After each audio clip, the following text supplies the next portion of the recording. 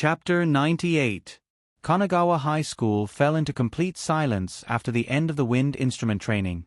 Although Shiya Station was a very important platform in Tokyo, with 4 lines passing through it, the greenery was very good. On the way to the Human Observation Department's classroom, they could even hear frogs croaking in the distance. The 3 of them sat around a beach table. The next dance, Rin Kiyono thought for a moment, if I remember correctly, it should be the day after tomorrow. So it's only today and tomorrow? Will we be able to make it? Toru Watanabe asked worriedly. It's just a very normal dance. The etiquette doesn't have to be perfect. Even, Rin Kiyono laughed, you can eat with me in the corner. It's not impossible, but are you willing to take the responsibility of appeasing Miki Kujo's anger? Rin Kiyono sneered, why should I accommodate her? Then there's no other way. I actually want to be your eating buddy. Wait, you're going to the dance too? Rin Kiyono sighed helplessly. Although she still straightened her back, she felt a little tired. It seems that this young lady doesn't have it easy, or maybe it's because of the wind instrument training that she's already exhausted. Rin Kiyono didn't complain about herself, and continued to talk to Toru Watanabe. 2 days should be enough, as long as you don't only know how to read books and play the oboe. You underestimate me, Toru Watanabe said confidently. As long as I want to, I can do anything easily. Rin Kiyono's lips curled into a contemptuous smile. What if I don't lie? Toru Watanabe was speechless. Kiyono-san, I have to clarify something. Lying isn't as evil as you think, it's unforgivable. After explaining his point of view, Toru Watanabe naturally began to give examples based on the ideas he used to write essays in his previous life. For example, a young and beautiful girl ran past me, and a moment later, a hooligan came from behind and asked me which direction the girl ran. I told him that the girl ran in the opposite direction. You see, at this time, lies are so noble and lovely, full of a sense of justice. The government can even give me a certificate of bravery. Rin Kiyono nodded. Let's not talk about the examples you gave. There are many other ways to avoid lying, but I admit that it's unrealistic for most people to not lie at all. Look. But, Rin Kiyono stared at him with a puzzled expression. What's wrong with people who often lie in their daily life, even in love? You're only saying that to me, right? That's right. Rin Kiyono's smile was filled with undisguised pride. We're not debating whether a lie has a price. The 2 of you. Asako Hanada suddenly spoke up, loudly interrupting Toru Watanabe. Toru Watanabe and Rin Kiyono were startled. What's the problem, Hanada-senpai? Rin Kiyono asked. The 2 of you. Asako Hanada grabbed her skirt with both hands and glared at them like a rabbit with red eyes. You're really doing something wrong to Kujo classmate. Rin Kiyono's mouth was agape, and he was so surprised that he didn't know what to say. The debate ends here. Toru Watanabe also couldn't understand the thoughts of this misophobia, but he wasn't interested. Let's start teaching, Kiyono-sensei. Rin Kiyono crossed his arms. Let me teach you a lesson. I suddenly feel that you're a little scary. Rin Kiyono revealed a dark smile. Because your words made me very unhappy. Why is she as twisted as Miki Kujo? Kiyo-san. Hanada Chouko even used her identity as a senior in order to interrupt the conversation between the 2 of them. Oh, I know. Seeing Rin Kiyono's attitude as if she was a child, Toru Watanabe couldn't help but laugh, but in order not to be glared at, he tried his best to use the sound of his breathing to convey his laughter. After chatting for a while, the topic finally returned to normal. I don't think etiquette and dancing are the most important things. Okay. Continue. Is this the tone of a person asking for advice, Watanabe classmate? Sorry, I have a problem with my attitude. Please continue, Kiyono-sensei. Toru Watanabe bowed in a gentlemanly manner seen in television dramas. Rin Kiyono nodded. I didn't expect you to be so talented in this area, then You too. Stop before you go too far. Asako Hanada's eyes were filled with tears. If I didn't come today, you would have been playing a teacher-student role-playing game. Toru Watanabe. Rin Kiyono put her hand to her mouth and coughed softly. Watanabe classmate, I think that the first thing you need to learn is your mentality. In the eyes of the law, there's no difference between people's status, but there's a difference in economic status. You're already a high school student, so you should understand what I mean, right? When the time comes, will there be people who want to use power and money to make me look bad? Toru Watanabe was currently in a situation where he was being threatened with death by the Kujo family's wealth and power. There are many reckless and foolish people in this world, but they won't appear at the ball the day after tomorrow. How can you be sure? Even if they do, they won't show it. But I've read a lot of novels. Okay, please continue. Rin Kiyono retracted her icy gaze and pinched the bridge of her beautiful nose in frustration. The so-called upper-class people in real life are even more sinister than the characters in novels. Even if they don't like someone, they'll only use underhanded methods behind their backs. When I say mentality is the most important thing, what I really mean is that you shouldn't have the mentality that they're out of your reach. Out of my reach. Toru Watanabe believed that he had a good mentality. He didn't have the arrogance of a transmigrator or the arrogance of a system player. In fact, he was low-key and humble. But no matter what, he wouldn't be so humble as to believe that someone was out of his reach. He temporarily submitted to Miki Kujo because he was considering his parents, who had raised him for 16 years and had been farmers for most of his life. Let's not talk about money or status first. When they wear expensive and beautiful gowns, normal people will feel that they're out of their reach. Rin Kiyono suddenly lowered her head in contemplation. That's right. You acted quite naturally at the tea party last time. It seems that you don't need to worry about this step. Then it's simple. Her expression relaxed slightly. If you don't think highly of them, then your behavior will be very natural. As long as you don't suddenly dance to Cherry Maru or whistle Jingle Bells, it'll be fine. After all, it's not a particularly serious occasion. You don't need to go into so much detail, do you? What's wrong with Cherry Maru and Jingle Bells? It's world-class music. Toru Watanabe was unconvinced as he spoke up for the two. It's nothing. It's just that those upper-class people look down on you. Rin Kiyono ignored Toru Watanabe's dissatisfaction. Okay, now stand up straight and do as I say. There wasn't much to say about standing posture.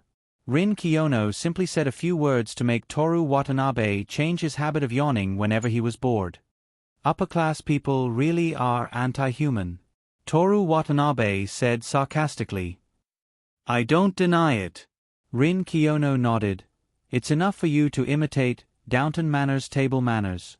Although there are some things that don't conform to etiquette, but nowadays, many rich people with a long history, such as your Miki Kujo, only follow some simple etiquette. Too cumbersome etiquette has been eliminated. Then I'll go back and take a closer look. Next, master the dance steps. Before you go to the ball, you must learn some of the classical dance steps commonly used in the ball, such as the waltz. Considering that your girlfriend may deliberately make things difficult for you, it's best to practice the basics like the tango, samba, rumba, salsa, foxtrot, and other dance steps. So many. Toru Watanabe was surprised. I've seen on TV, don't you just need to hold the waist, hold the hand, and walk 2 steps? Rin Kiyono gave him a blank look. One moment it was a novel, the next moment it was a TV series. She really had nothing to say to Toru Watanabe. It was like a patient saying to a doctor, I didn't check this disease on the internet. You wouldn't misdiagnose, right? She snappily said, instead of talking nonsense, it's better to start practicing immediately. Raise your hand. Yes. They practiced until 11 o'clock, and then the 3 of them went home. The next morning, Toru Watanabe met Rin Kiyono at the shoe cabinet. She handed him a booklet. What's this? Rin Kiyono restrained herself from yawning. Memorize it. Toru Watanabe opened it. There were a lot of things to take note of regarding the etiquette of the ball. For example, you have to greet the ball host before eating, pick up a drink with your left hand, remember to put the shared utensils back in place after you've picked the food, have a maximum of 4 kinds of food on your plate, wipe your mouth more diligently with a napkin after eating. Why is it all about food? There are other rules for inviting dance partners in the back. Thanks. Rin Kiyono was just about to say something, but in the end, she couldn't help but open her pink lips and yawn. Toru Watanabe's heart was full of gratitude, so he said, Kiyono-san, your lazy appearance is also very charming, so cute. There's no need for formalities. Rin Kiyono waved her hand with a look of disgust. Using the time when the teacher was analyzing the final exam, Toru Watanabe memorized all the booklets that Rin Kiyono gave him. But just memorizing it didn't necessarily guarantee that he would be able to do it at the ball tomorrow. After all, if memorizing it meant that he wouldn't make a mistake, then human civilization would have at least gone out of the solar system. The dance steps were also passable, because there was a lot to learn. He could only roughly know how to dance each dance. Toru Watanabe was ready to step on Miki Kujo's feet. In the blink of an eye, it was the day of the ball. After listening to the principal's speech in the gymnasium, after the cleaning, the summer vacation began. While the other students were immersed in the happy atmosphere, Toru Watanabe, with an uneasy mood, followed Miki Kujo to her small villa in Chiyoda. The clothes are ready for you, go change. Miki Kujo pointed to a room. Miki, Toru Watanabe hesitated and said, if I step on you while dancing, will you squeeze me dry? Miki Kujo crossed her arms with one hand and stroked her chin with the other, pretending to think, it mainly depends on my mood. If I'm in a good mood, I'll make you feel good. If I'm in a bad mood, I'll feel good to death. I found that you're very literary. In the face of Toru Watanabe's clumsy flattery, Miki Kujo said with a smile, there's nothing worse than making a fool of myself. I look forward to your performance. In front of the full-body mirror, Toru Watanabe tidied up his sleeves.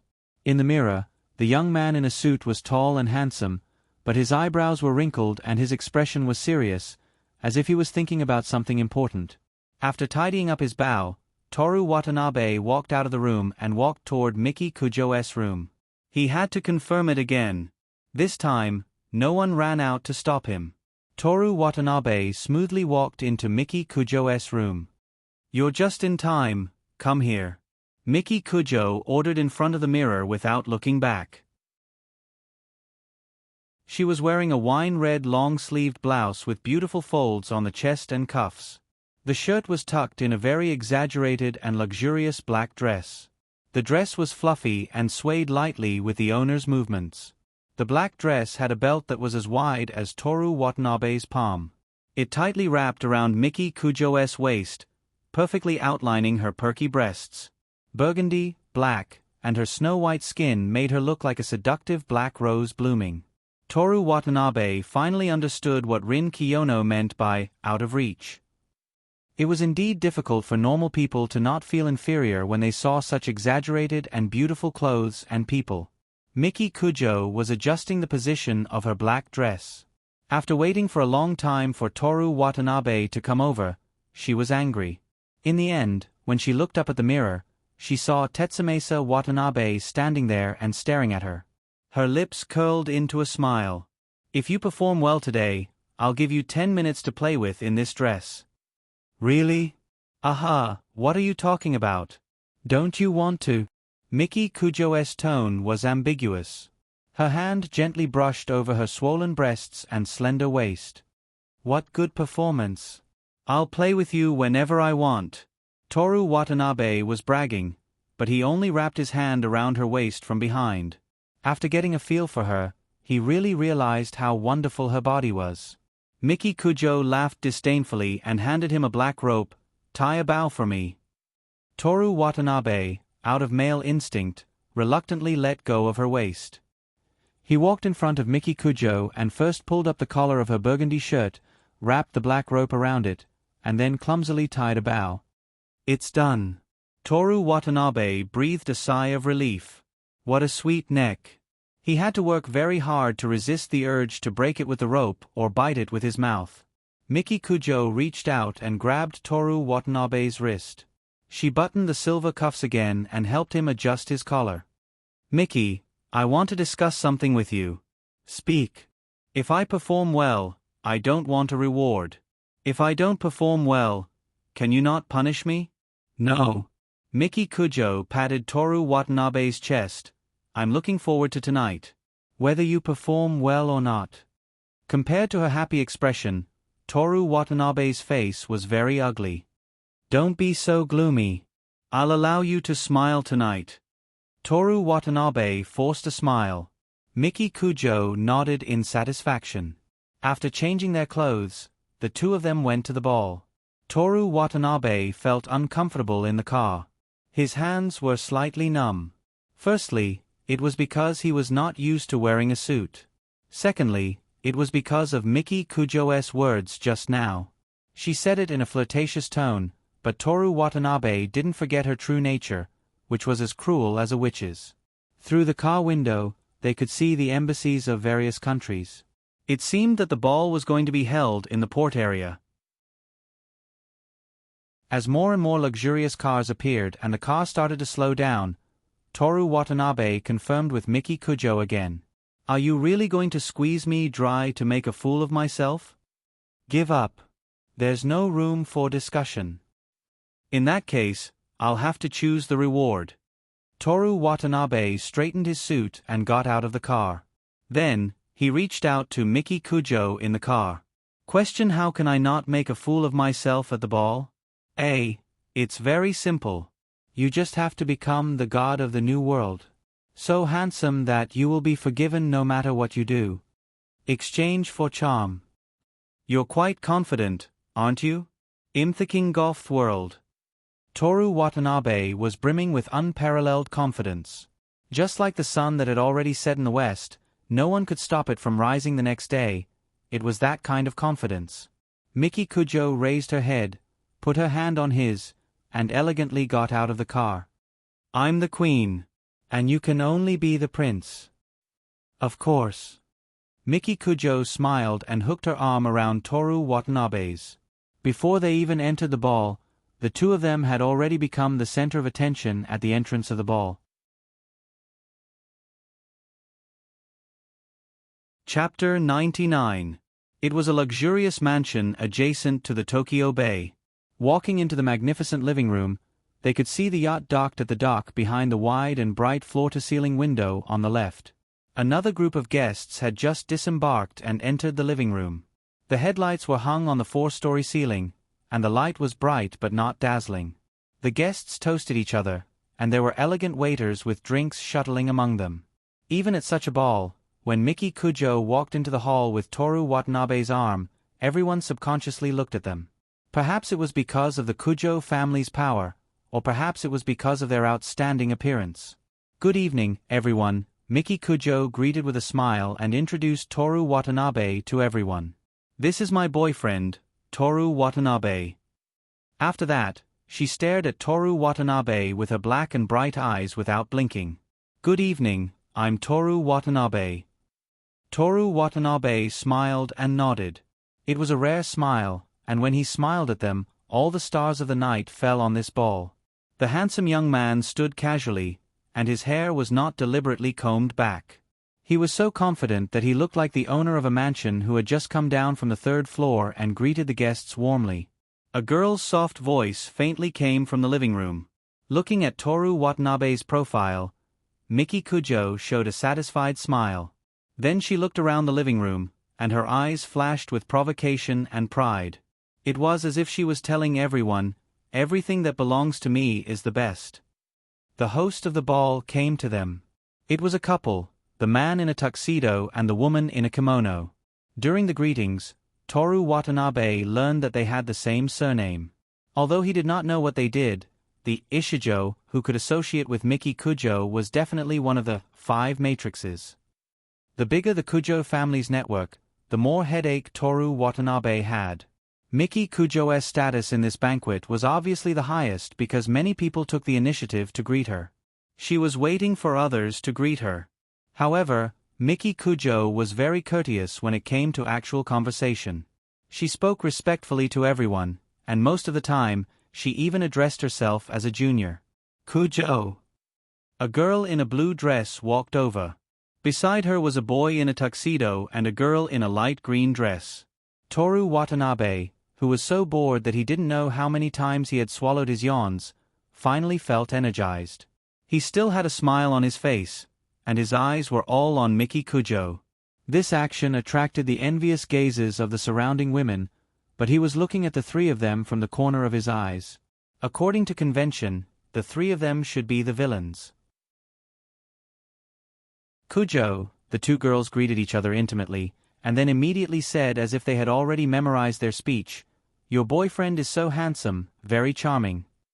Miki Kujo pursed her lips and smiled, "Not bad, just barely." "Well, it seems that these two are not villains." Toru Watanabe smiled helplessly at Miki Kujo, and then looked at the tuxedo boy from the corner of his eyes. "There should at least be one rebel, right? Hello, I'm Eagle Sadeo." The boy kindly extended his right hand. "Hello, Toru Watanabe." The two shook hands. "Are you interested in cars?"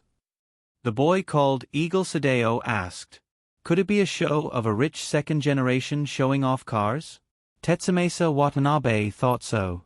The girl in the blue dress said, "Eagle Sadeo, you really like cars. You said it the moment we met." "What do you know?" Eagle Sadeo impatiently replied, and then looked at Toru Watanabe expectantly. "I'm interested, but I don't understand at all." "No problem if you don't understand." Eagle Sadeo excitedly said, "My family has a racetrack in Shizuoka, and I formed an amateur racing team. Shall we try it out tomorrow?" "Racing? I'm a professional." "He's a professional racer. I've said it 10,000 times already." The girl in the light green dress rushed to finish his sentence. Eagle Sadeo was like a Chunibyu who was interrupted by his ultimate move, showing an unhappy straight face. He ignored the girl, and continued to speak to Toru Watanabe. "Coincidentally, the two new Lamborghinis I ordered have arrived. As a greeting gift, I'll give one to you.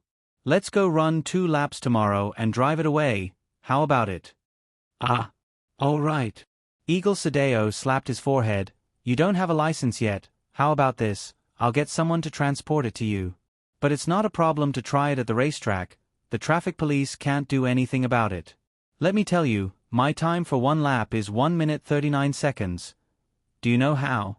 "Wait a minute." Toru Watanabe hurriedly interrupted him.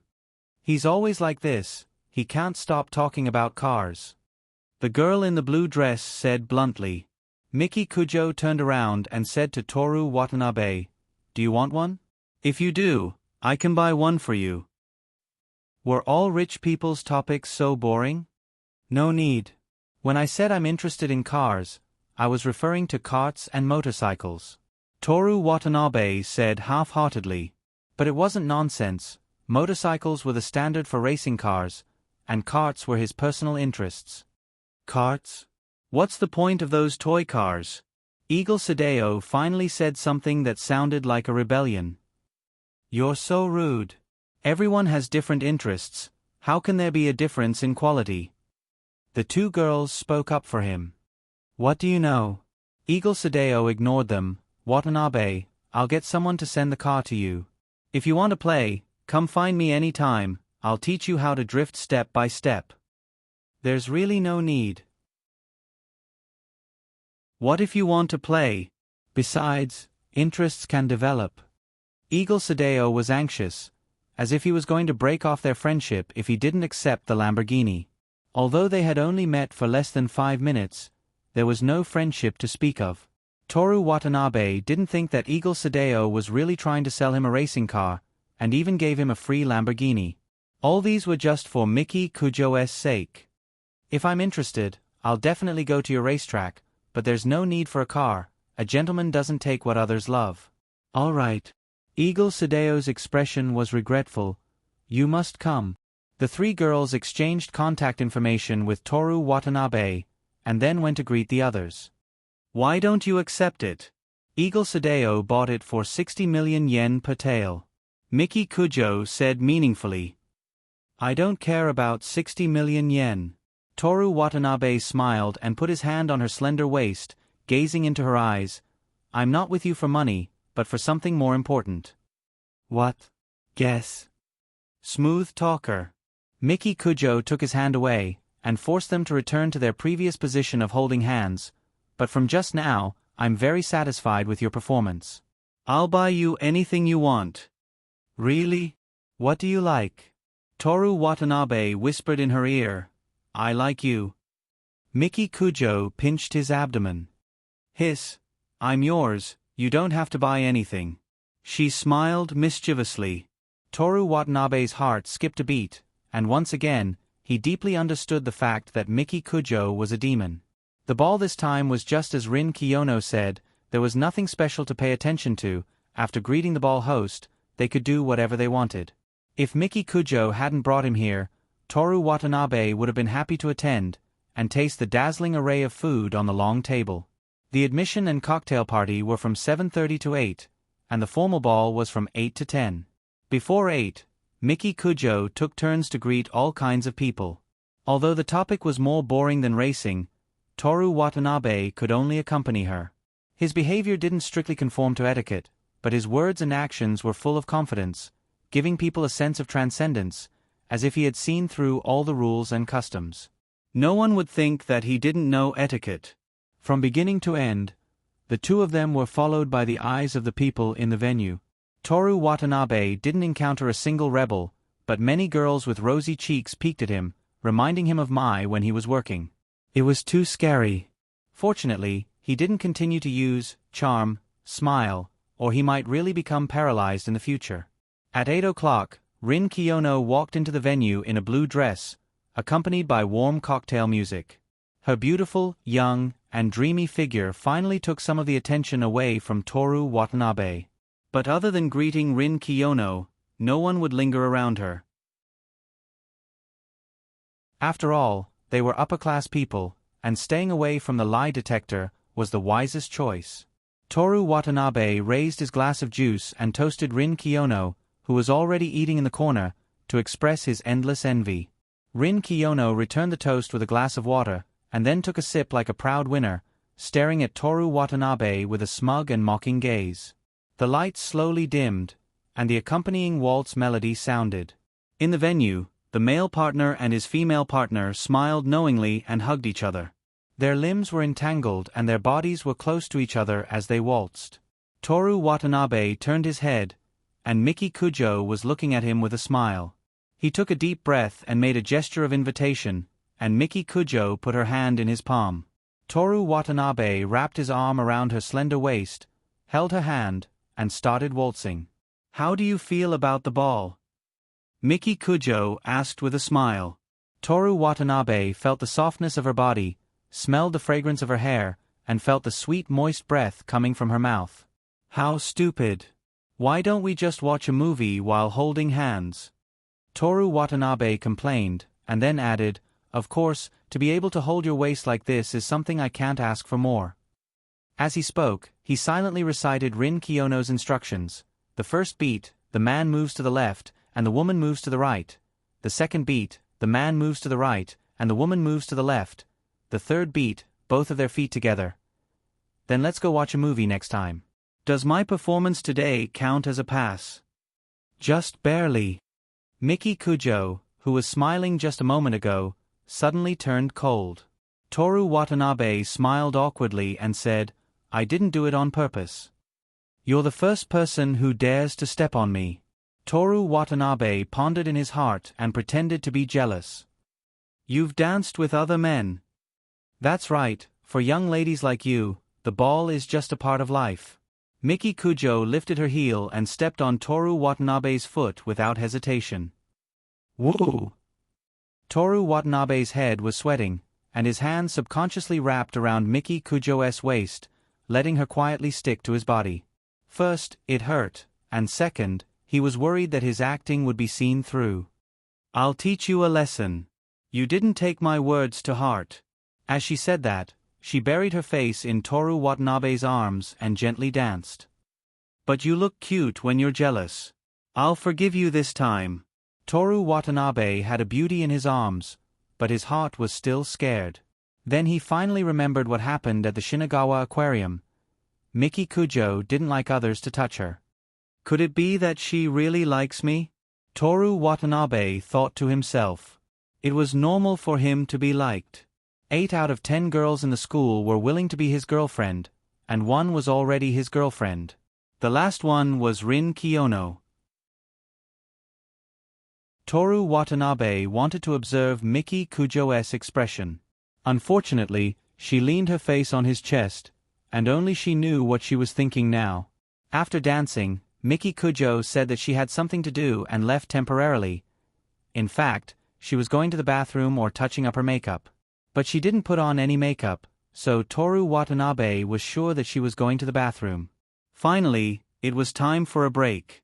Toru Watanabe quickly looked around the venue and saw Rin Kiyono eating slowly in the corner. The lights on the dance floor changed, the figures intertwined, and the combination of the crowd changed again and again. Only she was always there. Toru Watanabe walked over.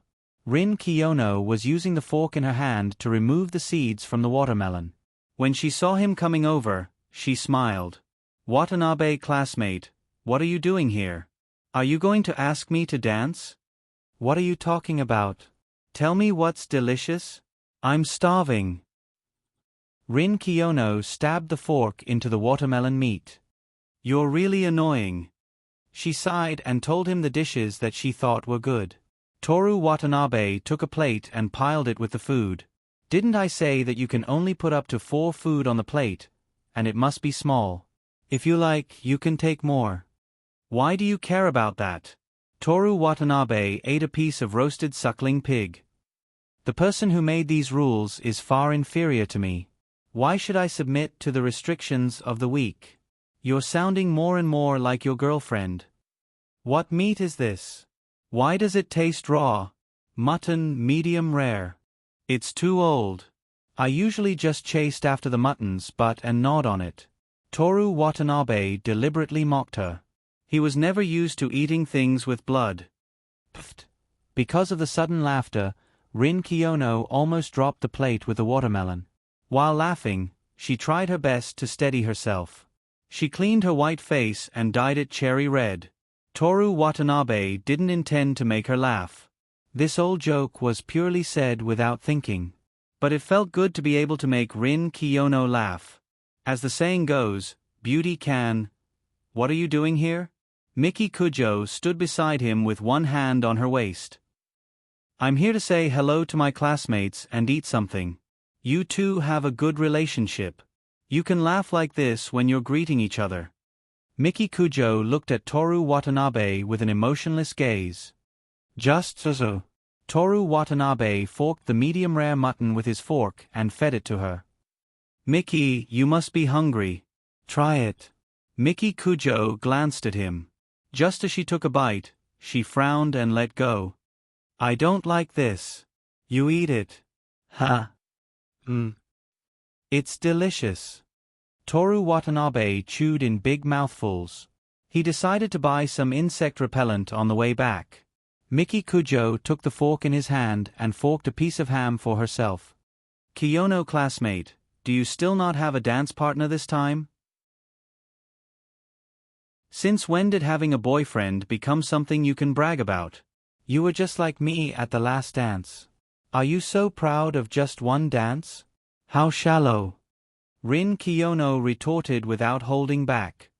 "It seems like you really care about this kind of thing." "I didn't say anything, did I? Are you secretly thinking about a man?" Forget it, forget it. There are so many people here. Let's go back to school." "No, let's quarrel next time." Toru Watanabe quickly stopped Miki Kujo. His sixth sense told him that if they continued quarreling, the flames of war would burn him down. "Are you helping her or me?" Miki Kujo asked. "You're my girlfriend. Who do you think I should help? But there's no need for that." Toru Watanabe took a fork and ate the remaining half of the ham. "Let's go eat something else. I'll get some for you." He put the fork on the plate and freed one hand to hold Miki Kujo as they walked to the food section. "What do you want to eat?" "Salmon." "What's with the things on your plate? They're all things I don't like. Change them, you hear me?" While listening to Miki Kujo's orders, Toru Watanabe secretly turned around and gave Rin Kiyono a smug smile.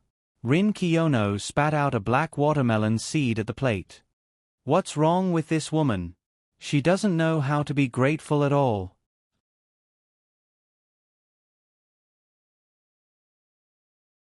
Chapter 100. After choosing their food and juice, the two went to a couch in the lounge area. The 9 beauties crossed their legs and crossed their arms as they cast their bored gazes towards the dance floor filled with dancing gowns. Toru Watanabe, who was sitting beside her, was also looking at this luxurious and boring scene. He was in charge of serving the dishes and feeding her. No wonder Ruth gave up the aristocratic life. Who's Ruth? Miki Kujo looked at Toru Watanabe. The heroine of Titanic. Miki Kujo looked at the dance floor again. Give up the aristocratic life. What are you trying to say? What I mean is... Toru Watanabe used his fork and knife to cut off a piece of cake that could fit into his mouth without opening his mouth. He then fed it to her. Miki Kujo interrupted him. I want fruit. Toru Watanabe could only eat the cake, which was full of cream and would definitely make her fat, and cut a piece of cake with a small piece of kiwi for her. Miki Kujo opened her mouth slightly and ate the cake. Continue. What I mean is, you'll get tired of living the life of an upper-class person. Occasionally, you should experience the life of a lower-class person. This way, life will be more interesting. Low-class life? Salad. Wait a moment. Toru Watanabe put the cake plate on the table and drank a mouthful of water to ease the cream in his mouth before picking up the salad plate. He fed Miki Kujo with his fork and knife and said, Have you been to the summer festival? I've seen fireworks. Not just that. For example, have you walked through a stall full of people? Fishing for goldfish? Shooting balloons with a plastic gun? Licking marshmallows or apples with your tongue? You're talking about the summer festival, right? Foie gras. Foie gras? Which one is foie gras? This one? Toru Watanabe fed her a piece and tasted it himself. The foie gras would immediately melt with just a bite of the tongue and palate, followed by a delicate and fresh taste. Toru Watanabe had only eaten chicken liver before. He felt that the taste of the two was similar, but foie gras was more delicious. I'll bring Mom and Dad to try it next time, he thought to himself. Unlike Toru Watanabe, who was immersed in the delicious food, Miki Kujo said without any reaction, Zucchini. What a healthy diet. Toru Watanabe picked up the plate of vegetables again. As you know, I'm going to stay in Tokyo to participate in a blowing competition during the summer vacation, so I'm going to have some fun at the summer festival. Are you inviting me? Yeah. Toru Watanabe didn't know what he meant. He said regretfully, But you don't have time, right? You did well today. Originally, your reward was for me to play with you for 10 minutes in a suit. But since you want to go to the summer festival with me, it's not a problem to change it to this. No, I'll choose the shorter one. Miki Kujo turned her face and stared at him coldly. You really only want my body. Let's go to the summer festival. I want to create good memories with you. Miki Kujo nodded in satisfaction and put her hand on Toru Watanabe's wrist. Let's go. After we finish eating, we'll continue dancing. Wait, I'm not full yet. Full? Nothing. Nothing at all. Toru Watanabe could only reluctantly put his arm around Miki Kujo's slender waist again, holding her delicate hand and swaying it on the dance floor. But seeing her beautiful face, good figure, and classy suit so close, Toru Watanabe felt that he didn't know what was good for him. Those models and celebrities who were sought after by thousands of people didn't have as good looks or figures as her, and their status was far inferior. But for such a high and mighty Miki Kujo, Toru Watanabe could put his arm around her waist however he wanted. Of course, it had to be when she was in a good mood. Otherwise, he had to be careful of his waist and ears. If Miki Kujo was in a good mood, he should be able to do even better things. The reason why he said, should be, was because Toru Watanabe hadn't done it yet. As long as a man could still use his lower body, he shouldn't try to test his resistance to beauty. Since ancient times, many heroes had given up on hatred for beauty. Among them, There were even those who killed their parents and families. Toru Watanabe didn't have confidence in himself in this aspect, so other than showing his love to Miki Kujo, he didn't do anything else. But since just now, when he realized that he was the only one who could touch such a wonderful and noble body, Toru Watanabe had an inexplicable feeling in his heart. Smelling her sweet scent and feeling her slender waist, he occasionally even thought that if she could get rid of her bad temper, it wouldn't be bad to be together like this. After 2 dances, Miki Kujo said that she wanted to go out for some fresh air. Toru Watanabe thought that they could leave, but the two of them went to the other side of the mansion, a private pier adjacent to Tokyo Bay. Many guests were chatting here, looking at the sea and breathing in the fresh air. There was also a bonfire set up here, and a chef was barbecuing next to the bonfire. The guests could also take their own ingredients and barbecue them over the charcoal fire for fun.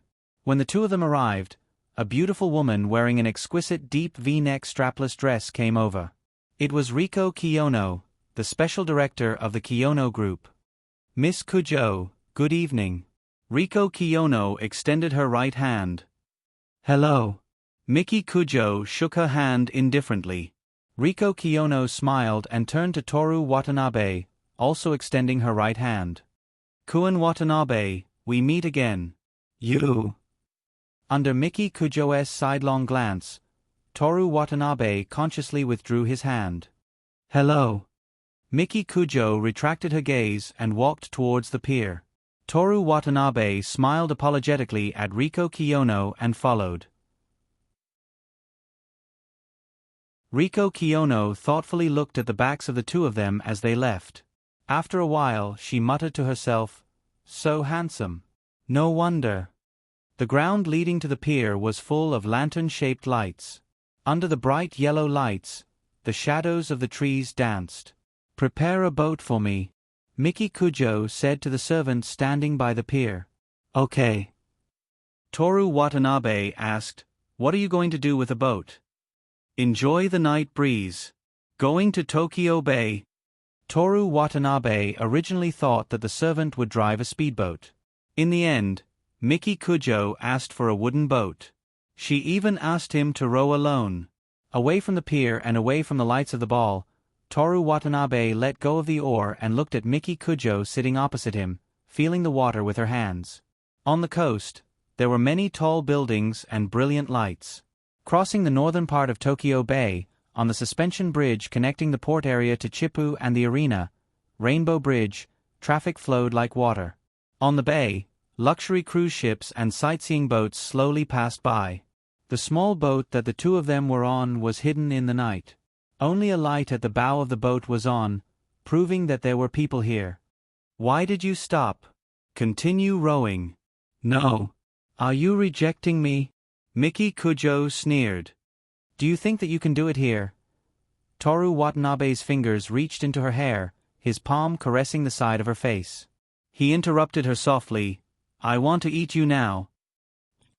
Miki Kujo raised her beautiful face, the corner of her mouth raised into a contemptuous and provocative smile. In this Tokyo Bay where there was no one around, Toru Watanabe, who was joking and trying to scare her, felt his heart pounding when his hand touched her body. "I planned to do that." He tried to calm his breathing, which was starting to become erratic. "But I still need your permission." "What do you want to do?" "Considering that the boat is small and there's a risk of it tipping over if I move too much, I want to kiss you." Toru Watanabe lifted her seductive chin. His face could not help but move closer. In the night, the lake, and the lights, his eyes were filled with desire as he looked down at her proud face. "Can I?" he said softly with a voice that was a little more hoarse than usual. The waves crashed against the boat, and the cruise ship whistled. In the midst of these sounds, Miki Kujo ordered, "I'll allow it." Toru Watanabe lost. He lost to her beauty and this damned, sweet, and magical atmosphere. On the surface of the sea, a sweet atmosphere brewed. The boat followed the current and drifted in an unknown direction. "Miki." "Yeah." After a simple and meaningless conversation, they began to kiss for the second time. The cruise ship sailed across the Rainbow Bridge. The lights in the distance flickered on and off. "Watanabe, Yeah. You're mine. I'm yours. They kissed for the third time. Miki Kujo's heart was filled with sweetness. This was an experience she had never experienced before. She could not think about anything else. Was this happiness or satisfaction? When she regained her consciousness, her hands had unknowingly grabbed onto Toru Watanabe's back. After tidying up the messy burgundy suit and black skirt, the two returned to the shore. The ball was coming to an end. The guests kept saying goodbye to the host. In the empty living room, the servants were cleaning up the mess. Compared to the scene of the fluttering suit, there was a hint of loneliness. Miki Kujo sent Toru Watanabe back to the rental house and left. Looking at the car driving away, Toru Watanabe pressed his hand on his face. After entering the room, he took off the suit and hung it in the closet. Although he probably would not have the chance to wear it a second time. After taking a shower, he changed into a short-sleeved shirt, shorts, and slippers. Instantly, he felt relaxed. Toru Watanabe stretched his neck, took the key, and left the house. The little food he ate at the ball had long been consumed by dancing, rowing, and kissing. It would not be an exaggeration to say that his chest was pressed against his back. At 11 o'clock at night, there was not a single person on the streets near the residential area. He put his hands in his pockets and walked slowly to the lit convenience store. Welcome. Toru Watanabe bought some Oden. During this time, the cashier could not help but steal glances at him from the corner of her eyes. After eating in the dining area, Toru Watanabe walked out of the convenience store and threw the box into the trash can at the door. Meow. Ah, sorry. The stray cat that had been sleeping behind the trash can jumped away in fright. It was a big white and orange cat. It looked at Toru Watanabe as if it wanted to leave but was reluctant to. It was probably waiting for him to leave so it could go back to the trash can. Toru Watanabe thought for a while and walked back into the store. When he came out again, he had a watermelon the size of a head in his hand. He squatted beside the trash can and placed the bag on the ground. He opened the watermelon and took a bigger piece. Brother, this is a gift as an apology. Is it enough? Maybe the cat was used to being fed, or maybe it saw that Toru Watanabe was a good person. It patted the watermelon with its paws and started to eat. Toru Watanabe smiled and squatted down beside it. He used his hand to remove a watermelon seed. Do you know how much this watermelon costs? 2,400 renminbi. Your brother, I, have to hold a billboard for 2 hours on a hot day in Shinjuku Business Street. Why are you talking to yourself here? Brother, no, sister, can you talk? The cat whose beard was dyed the color of a watermelon obviously didn't know how to speak. He even turned around and pointed his tail at Watanabe in annoyance. Rin Kiyono sighed above his head. So it's Kiyono. I thought I found an alien. Toru Watanabe turned around. Her beautiful toes in her sandals, her delicate bare feet, her long calves that were as tender as lotus roots, her beautiful knees, and her well-proportioned, Toru Watanabe. What are you looking at? Rin Kiyono twisted her legs unnaturally. I'm thinking. Liar. It's true. Liar. You've been staring at my legs. It's a misunderstanding. Although my eyes are full of Kiyono's beautiful legs, I'm actually thinking, why didn't cats evolve to walk on their hind legs? Hair. By the way, Kiyono, did you know that the history of human hair removal began in the Stone Age? But at that time, human hair removal was for... Rin Kiyono sighed. She ran her hand across her skirt and squatted down to make sure she was not exposed. Toru Watanabe, who was still talking about the history of human hair removal and staring at her legs, finally looked at her at the same level. Toru Watanabe unwillingly broke the watermelon in his hand into two and handed one to Rin Kiyono. Thank you. Rin Kiyono hesitated for a moment, then reached out to take it. If it wasn't for the fact that she didn't want Toru Watanabe to continue taking advantage of her and that there was no one on the street at night, she definitely wouldn't do something like squatting on the side of the road to eat watermelon. You're welcome. Toru Watanabe took a bite. His mouth was full of sweet juice. Qing Yi Rin patiently removed the seeds that he could see, and then began to nibble on them. There were people who directly spat out watermelon seeds at the ball. "Why are you here?" Toru Watanabe asked. "I kept eating at the ball, so I came out to exercise and digest." "I envy you. I'm starving. I see that you and Miki Kujo are having a lot of fun." "It's nothing." The two of them didn't speak anymore. Together with the cat, they quietly enjoyed the 2,400 pounds of watermelon. The roads in the residential area of Sigu Station were narrow, but the greenery was done very well. Not only the government, but every household would plant flowers and grass. Those who could afford it had pine trees and beech trees in their yards. The night wind blew gently. Just listening to the rustling of the leaves gave people the feeling that it was a cool summer night. Time passed slowly. When a man and a woman were together, if they didn't speak, the atmosphere should be very awkward. But neither of them felt that way. Toru Watanabe didn't want to force himself to find a topic, and Rin Kiyono wouldn't mind. He always felt that way in his heart, and he was sure that Rin Kiyono also felt the same way. But then again, for Rin Kiyono, she couldn't wait for the people around her to shut up. After eating the watermelon, the two of them stared at the cat eating the watermelon. The cat's mouth was small, like watching a silkworm eating mulberry leaves. The way it nibbled on the watermelon was very cute. "Kiyono classmate, what do you think about cats evolving to have legs like humans?" Toru Watanabe stared at the cat's hind legs and asked. "Can you stop talking about legs?" Rin Kiyono couldn't stand him. "You like legs too much." "I'm studying cats. So you really like legs?" "Hey, wait, did I just say that I'm obsessed with legs?" "I clearly said that I'm studying cats. So you're really a pervert who likes legs." "You disappoint me. Is it already a fact that I like legs?" The two of them chatted. Toru Watanabe talked about a lot of animals that evolved like humans, and which species had better legs. Rin Kiyono didn't say a word. She looked like she couldn't stand him the whole time. It seemed that she wasn't interested in legs. Toru Watanabe couldn't talk to people who weren't interested in legs.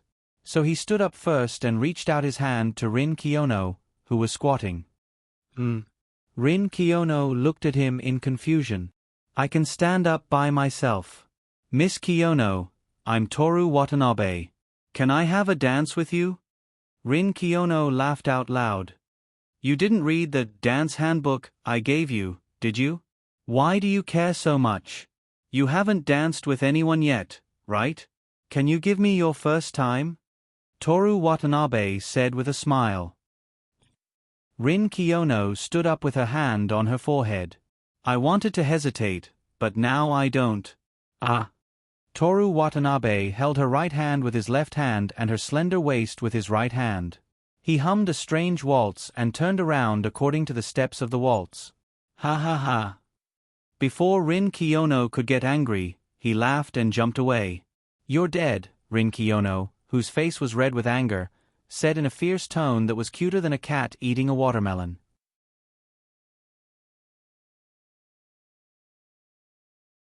Chapter 101.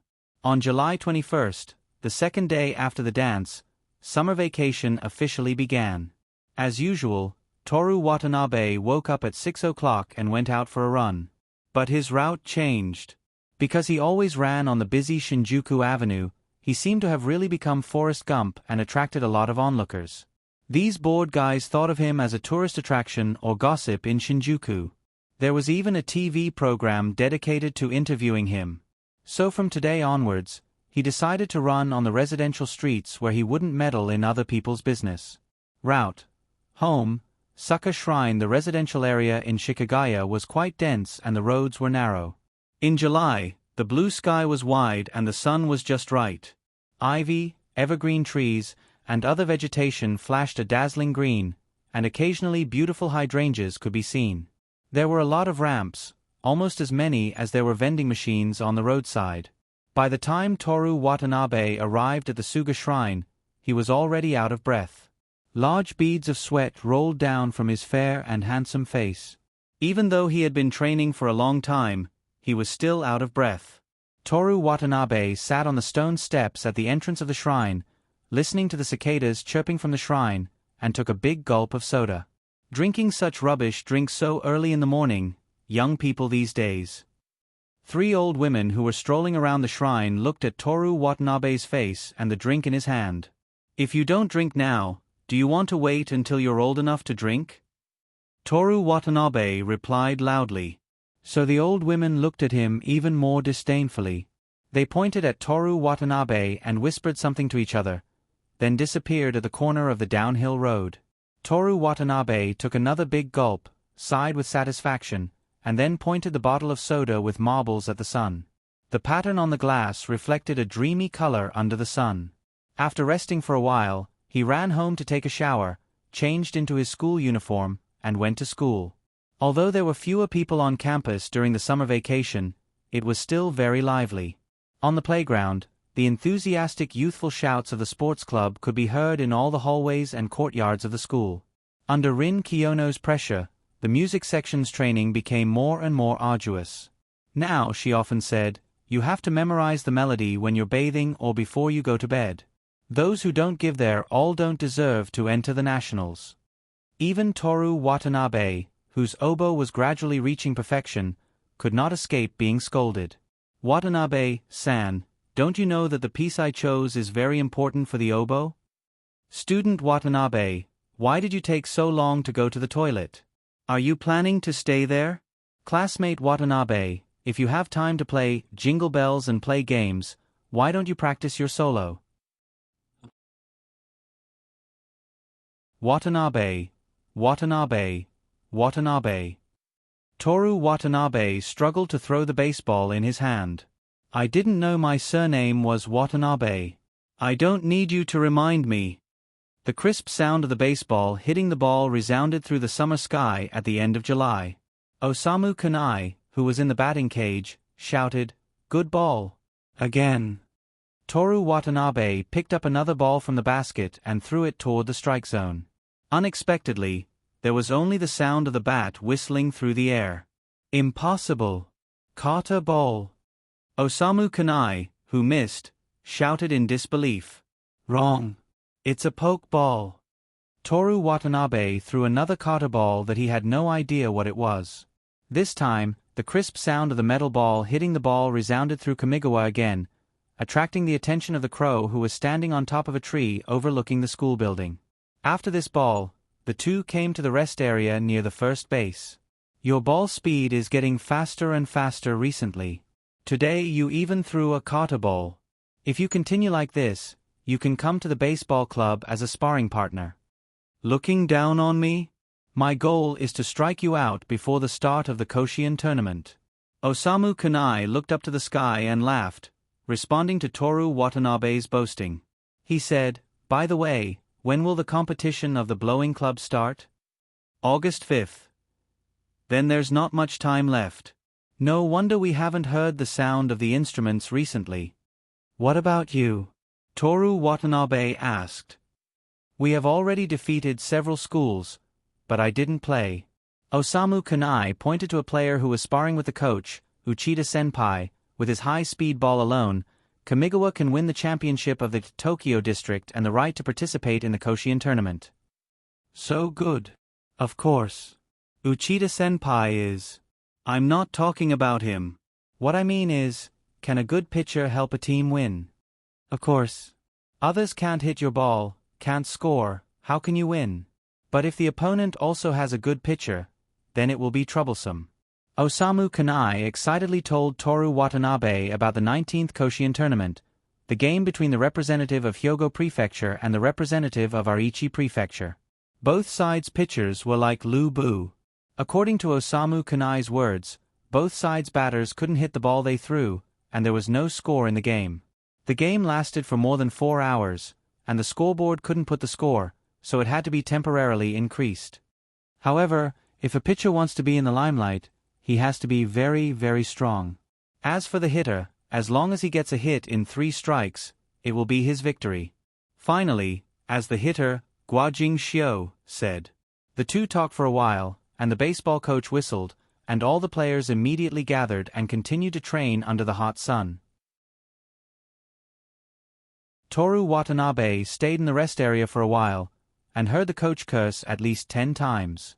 It seems that no matter which club, the coach likes to teach people a lesson. Kun Watanabe, do you want some water? The female manager of the baseball club brought a bottle of water. Thank you, but no. Toru Watanabe stood up. I have to go back to practice. Well, okay.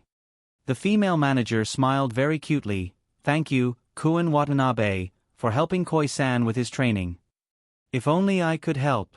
His current level is not as good as the automatic baseball pitching machine in the entertainment area. When Toru Watanabe returned to the music room, the other club members have consciously started basic training and tuning. Because he will be scolded for playing mobile games, Toru Watanabe had to pick up the oboe, emotionlessly holding the whistle, and began to practice. After a while, Rin Kiyono walked into the music room. Start the ensemble. Yes. It was near the end of July, and the performance of the band, which used to wake Miki Kujo up, was getting better and better. The melody of the theme song and the free song was deeply engraved in everyone's heart.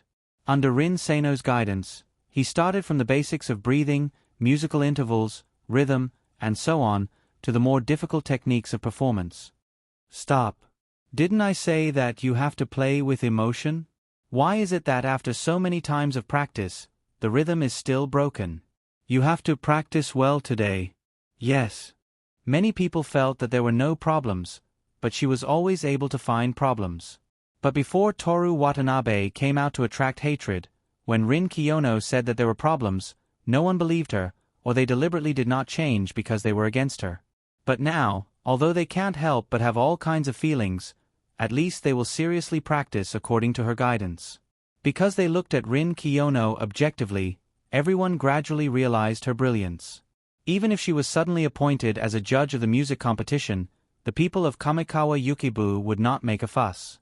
Thinking of this, Toru Watanabe looked at Seigo Rin, who was standing on the podium, and said in his heart, I was the one who raised that kid. Watanabe, the F note is too high, one more time. At that moment, the music room was full of girls snickering, which meant, you also have a day like this. The only pity was that for some reason, Toru Watanabe was getting more and more handsome, so they could not find a place to attack him. Time was filled and repeated until the end of July, and then it was striding towards August. Late at night on July 31st, Toru Watanabe, who had just finished a day of training, was reading the book, The Great Matchmaker, that he borrowed from Rin Kiyono under the table lamp. It was a very short play about a handsome adopted son and a beautiful adopted mother who went in and out together. They were maliciously slandered by the townspeople, and rumors spread that they were having an affair.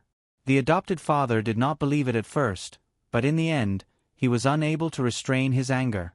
The adopted son and mother, who had nothing to do with each other, supported each other with the help of these rumor-mongers, and in the end, they really did get together.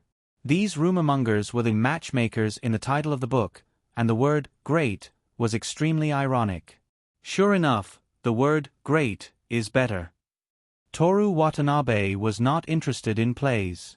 Besides learning Spanish, he wanted to know what Rin Kiyono, a beautiful woman, thought when she read this play about an affair. Would she fantasize about the relationship between the adopted son and the adopted mother? Why would I be interested in this? Is it a man's bad taste? Tetsumesa Watanabe thought. The alarm on his cell phone rang. 00:00. He closed the book. New product, beauty cream, acne removal, freckle removal, whitening, anti-aging, repair and brighten skin tone. One bottle is effective. Permanent guarantee. No side effects. Toru Watanabe covered his face with both hands, closed his eyes and pondered. His face was expressionless. He should have known. He should not have had any hope in the system. Skills, beginner, appendectomy, 100. Proficiency, acting, 1000. Proficiency, shooting, 10,000. Master, massage, 100,000. Although he did not understand the meaning of appendectomy, shooting and massage woke Toru Watanabe up instantly. Shooting was not at the master level, but Toru Watanabe guessed that Miki Kujo's personal bodyguard, Shirlu, was at the proficiency level. There was no problem with this exchange. The key was whether he should exchange for the master level massage with 100,000 points. Miki Kujo promised him that as long as she was comfortable, he would be allowed to use the gun club freely. Whether it was access to guns and ammunition or a suitable place to practice, a government-approved gun club was very important to Toru Watanabe. With the right to use the club, he could even rely on himself to practice shooting to the master level. Although it was difficult, he was never afraid of difficulties and never slacked off. However, 100,000 points in exchange for a massage that was not very useful. It was not worth it. Especially when he wouldn't get any more points except for the Kujujo Meiji's sign-in reward. However, the system could even refresh such an exaggerated thing like wind pole dance. Who knows how long it would take to refresh a suitable skill? Toru Watanabe thought about it and decided to forget it. He was reluctant to give up 100,000 points. Anyway, as long as he did not do anything improper, Miki Kujo would not inject him with succinylcholine or throw him out of the car. After exchanging for the proficiency level, shooting, which could not change the status quo, Toru Watanabe felt that it was a pity to throw it away. If it were not for the ridiculous skills refreshed by the system and the pressure from Miki Kujo, he really did not want to exchange for the proficiency level skill. Glancing at the system interface, Toru Watanabe made his bed, turned off the lamp, and went to sleep. In August, Rin Kiyono borrowed a concert hall. Just like familiarizing themselves with the exam room, the wind department practiced like crazy in this concert hall. Toru Watanabe, who obtained an amazing shooting skill, still drank his boozy soda every day, received the supercilious looks from the old woman and Rin Kiyono. His daily life did not change. On the morning of the competition, the school bus and truck stopped in front of the club building. Toru Watanabe was one of the few boys in the wind department, so he could not escape from moving the instruments. After he finished, he was too tired to move. Especially the percussion instruments, which were too heavy for him, who only had 6 points of stamina. Asako Hanada showed off her monstrous strength for the first time. She carried the 50-kilogram xylophone with both hands and hummed a song as she went down from the 3rd floor. Then she immediately went upstairs and continued moving the instruments.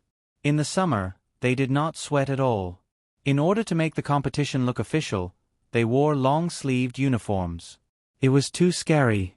He was really worried about her future boyfriend. If he was a scumbag, would his head be twisted off? He sincerely hoped that he was a man as single-minded as him. Amen. After moving the instruments, they checked again to make sure they did not forget anything, locked the back door of the truck, and all the club members boarded the bus. On the way to the competition hall, the bus was frighteningly quiet. Some of the girls' faces were so pale that they looked like they would be sent to the hospital at any time.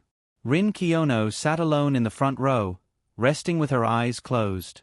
Mayasahi took off her shoes, curled up in a chair, and played a sound game with her headphones on. Asako Hanada, who was sitting next to her, stared blankly at the passing scenery outside the window. In the back row, Toru Watanabe and a boy from the trombone club were sitting together, also playing a sound game. "Mi-chan, are you nervous?" The boy whispered to Yoshimi Tamamo across the aisle. "Don't talk to me right now," Yoshimi Tamamo said in a bad mood.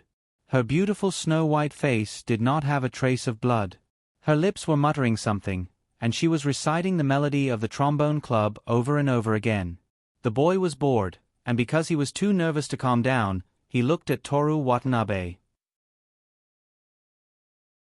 Although Toru Watanabe appeared to be the enemy of men, the things he did, whether it was confessing in public, not flirting with other girls, or being a chunibyu, made him a good friend of boys. "Watanabe, did your girlfriend come to cheer you on? It's not a national competition. She won't go to such a competition." "I see." The boy was silent for a while, then asked, "Are you nervous?" "I'm okay. I envy you. I'm so nervous that my hands are numb and cold. Do you want to touch them?" "What are you doing?" Toru Watanabe slapped his hand away. The boy did not care that he did not succeed. How can I not be nervous like you? Can you be quiet? Yoshimi Tamamo warned in a low voice. Their voices were so noisy that she could not concentrate on memorizing music. The boy shrank back. Toru Watanabe tapped on his phone. If you're nervous, it means you're not good enough. Good people can't wait to go on stage and show off. Yoshimi Tamamo thought that Toru Watanabe was talking about her. She was instantly annoyed and stared at them with her beautiful eyes. The boy in the middle wanted to run away immediately.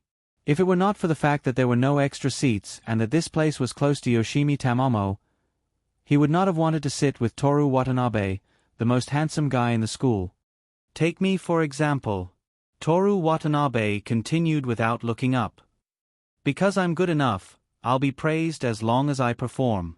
What's there to be nervous about? Only people who aren't good enough will have the mentality of being judged. Toru Watanabe. What's the matter?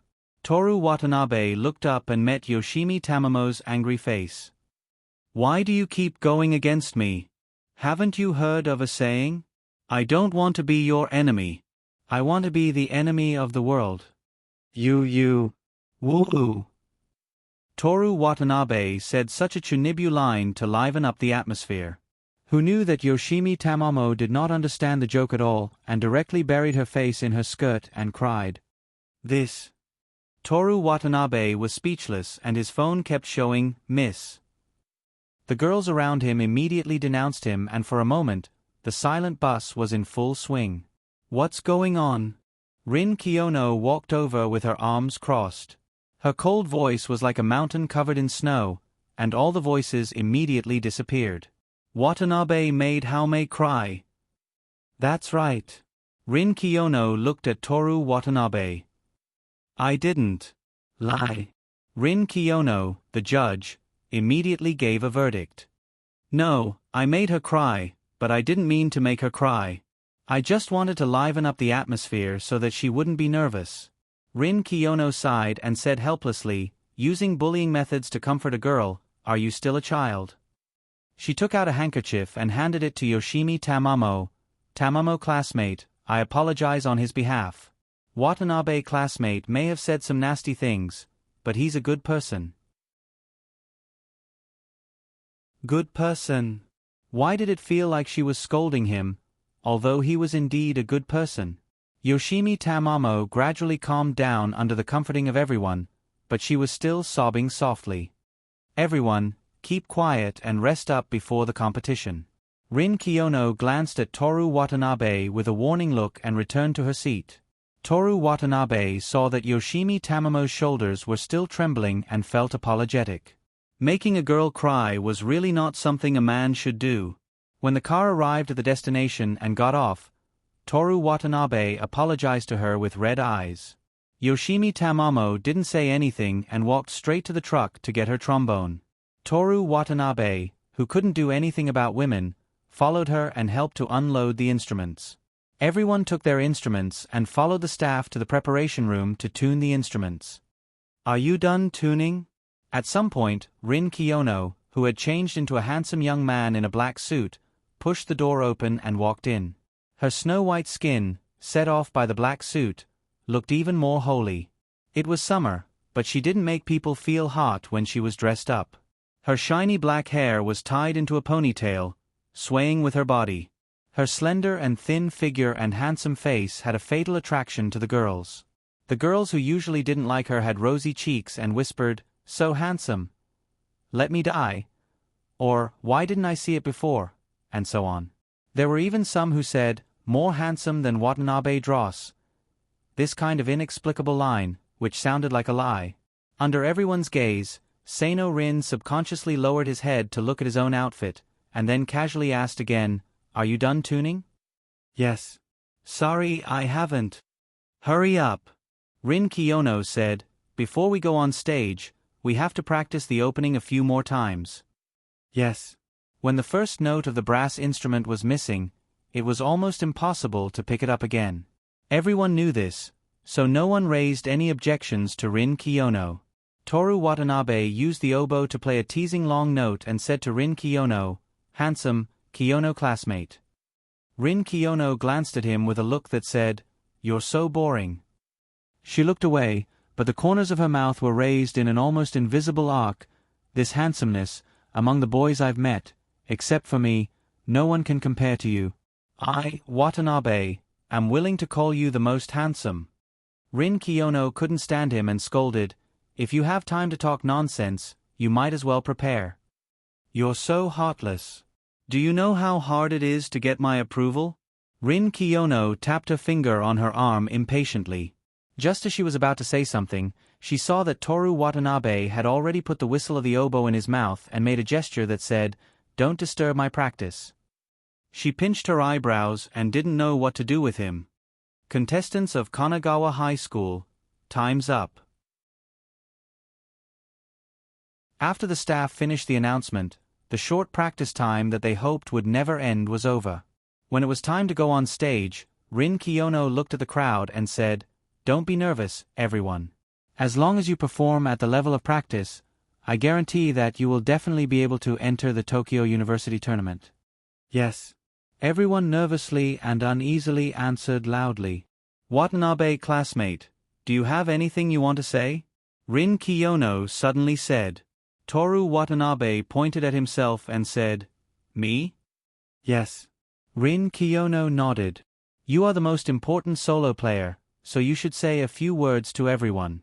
Then, Tetsumesa Watanabe wanted to mock the crowd and arouse their hatred, but he was stopped by Rin Kiyono's stern gaze. I don't have anything to say." Toru Watanabe hesitated for a moment. "Sing a song for everyone." Before anyone could react, Toru Watanabe had already started singing with his voice that Rin Kiyono had determined to be hopeless. "Four valleys and hills, the school building that the crow schemes over, our alma mater, Kamigawa." Whether they hated him, liked him, or ignored him, they all followed him and sang Kanagawa High School school song in unison. "Kamigawa. Come on." Everyone walked onto the stage and took their positions in their respective trenches. The next performer is number 33, East Kyoto Kanagawa High School. The song is Four Seasons of Prosperity, composed by Akichi Chuan. Conductor, Rin Kiyono. As soon as the host finished speaking, bright lights filled the entire stage. Rin Kiyono bowed her head to the audience. The audience applauded and whispered. It was the first time they had seen such a young conductor. Rin Kiyono raised her head and walked to the podium. At the same time, the audience quieted down. All the noise disappeared, and everyone's eyes were focused on the stage. In this silence, the concert hall was filled with a fanaticism. It was incredible. Rin Kiyono raised her baton, and everyone picked up their instruments at the same time. She looked at the faces of the members of Team A, and everyone looked at her. Finally, her eyes stopped on Toru Watanabe. Their eyes met, and at that moment, she waved her baton. The flute and the solo played in layers. On the score, it was written, "Notes crescendo." Then, the bass horn's deep and full tone shook the air. It was written, "Listen to the melody. Listen to the melody. Listen to the melody." The bass horn caught up with the melody's pace. It was written, "Easy to lower the pitch. It depends on the conductor. Let's teach Watanabe Dross a lesson." The third day of being mocked. The words written on the score had long been densely packed. The score itself could not be seen clearly, and the melody was unconsciously memorized. After June, July, and summer, the notes at the beginning had even begun to fade. Rin Kiyono retracted her hand, and the concert hall instantly fell silent. Rin Kiyono slowly waved her baton, and the oboe solo played. The melodious, transparent, and numbing sound broke through the air. Everyone could not help but swallow a mouthful of saliva. They sat up straight, their hearts trembling, and goosebumps rising. At this time, no one cursed Toru Watanabe for making a mistake. The burning tension burned through their throats. Yoshimi Tamamo, Asako Hanada, Mayasahi, Misaki Komatsu, saxes Gong Yuan, flutes Ishitani. Everyone only had one thought: go to the national competition.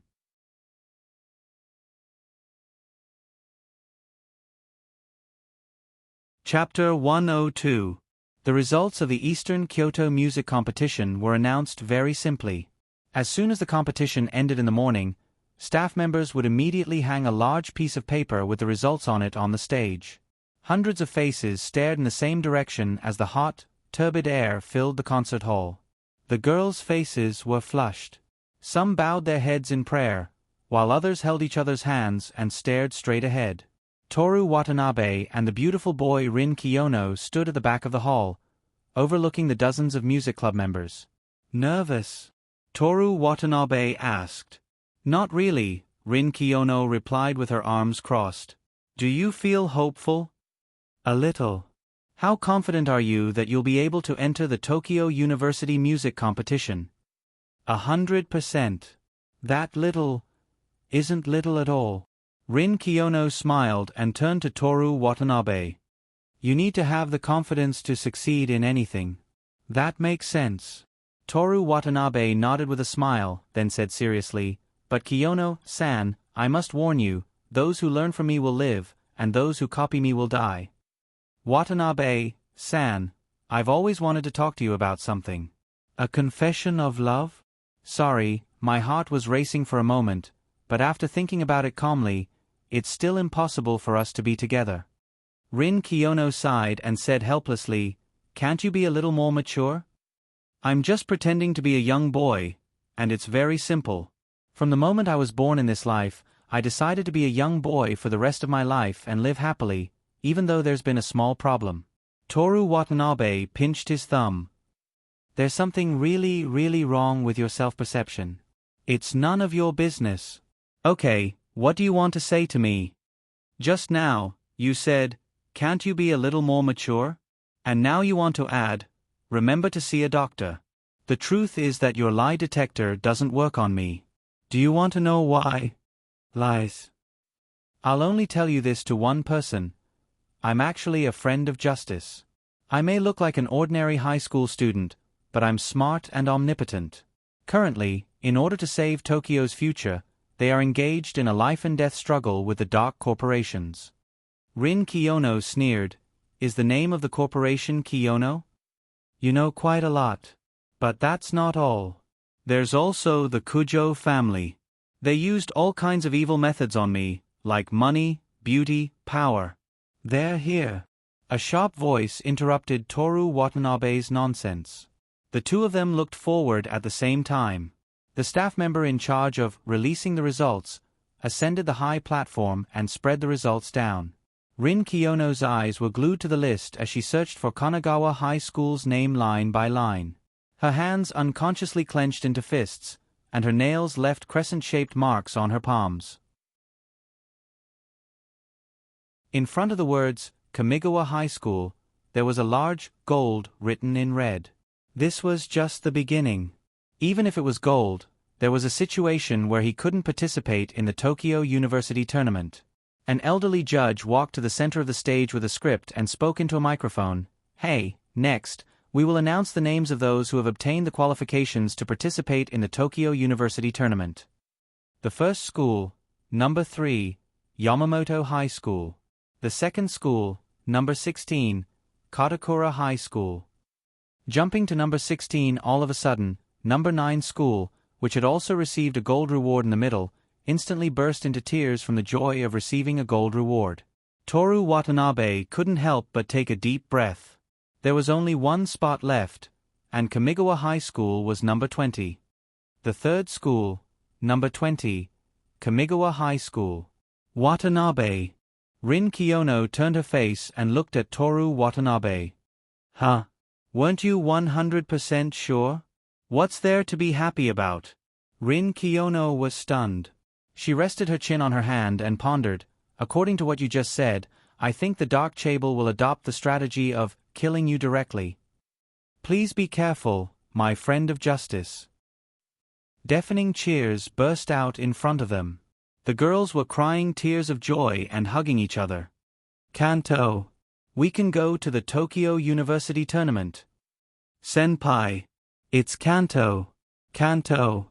The members of Kamigawa Yukibu were talking non-stop. Some of them were crying with tissues in their hands, while others were talking on the phone. Happiness is theirs. It has nothing to do with the Human Observation Department. Toru Watanabe sighed. What nonsense are you talking about? Rin Kiyono rolled her eyes. We are all students of Kamigawa. Yes. My level is too low. I only see the small me. Rin Kiyono looked at the excited members and said, Let's go. We still have something to do. What is it? The thing you like the most. The thing I like the most? Toru Watanabe's imagination ran wild. Could it be that Rin Kiyono was so happy that she wanted to go to a couple's hotel with him? He was in a dilemma. No, really, no. If Mickey finds out, I'll be dead meat. What are you thinking about? Rin Kiyono couldn't stand him. Isn't the thing you like to do the most? Kiyono-san, there's a reason why we became friends. We're both very annoying. Who's your friend? I still haven't forgiven you for what happened that night. Rin Kiyono walked towards the club members after she finished speaking. She clapped her hands together, and all the club members looked at her. Rin Kiyono was wearing a suit with her hair down. She was elegant and quiet, but her unapproachable aura didn't decrease in the slightest.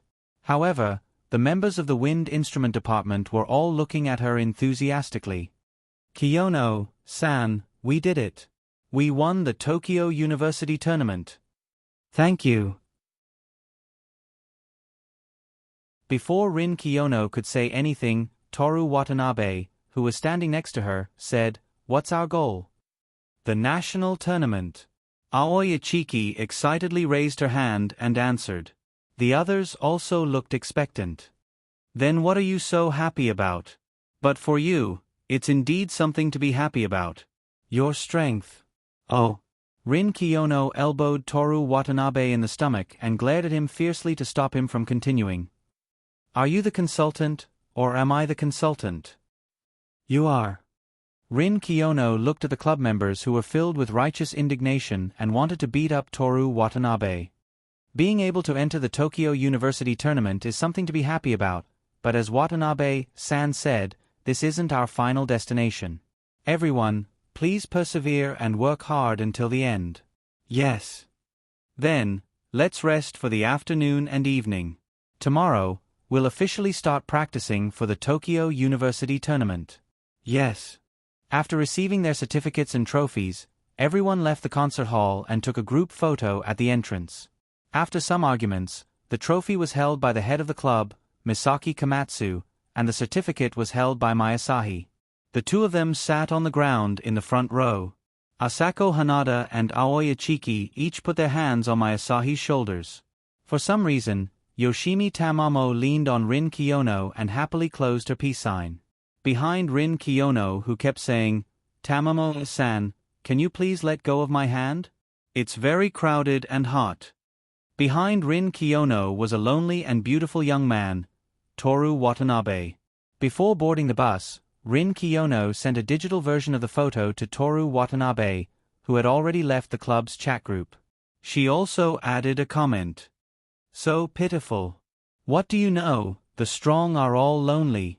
China's emperors call themselves lonely, that's the best proof.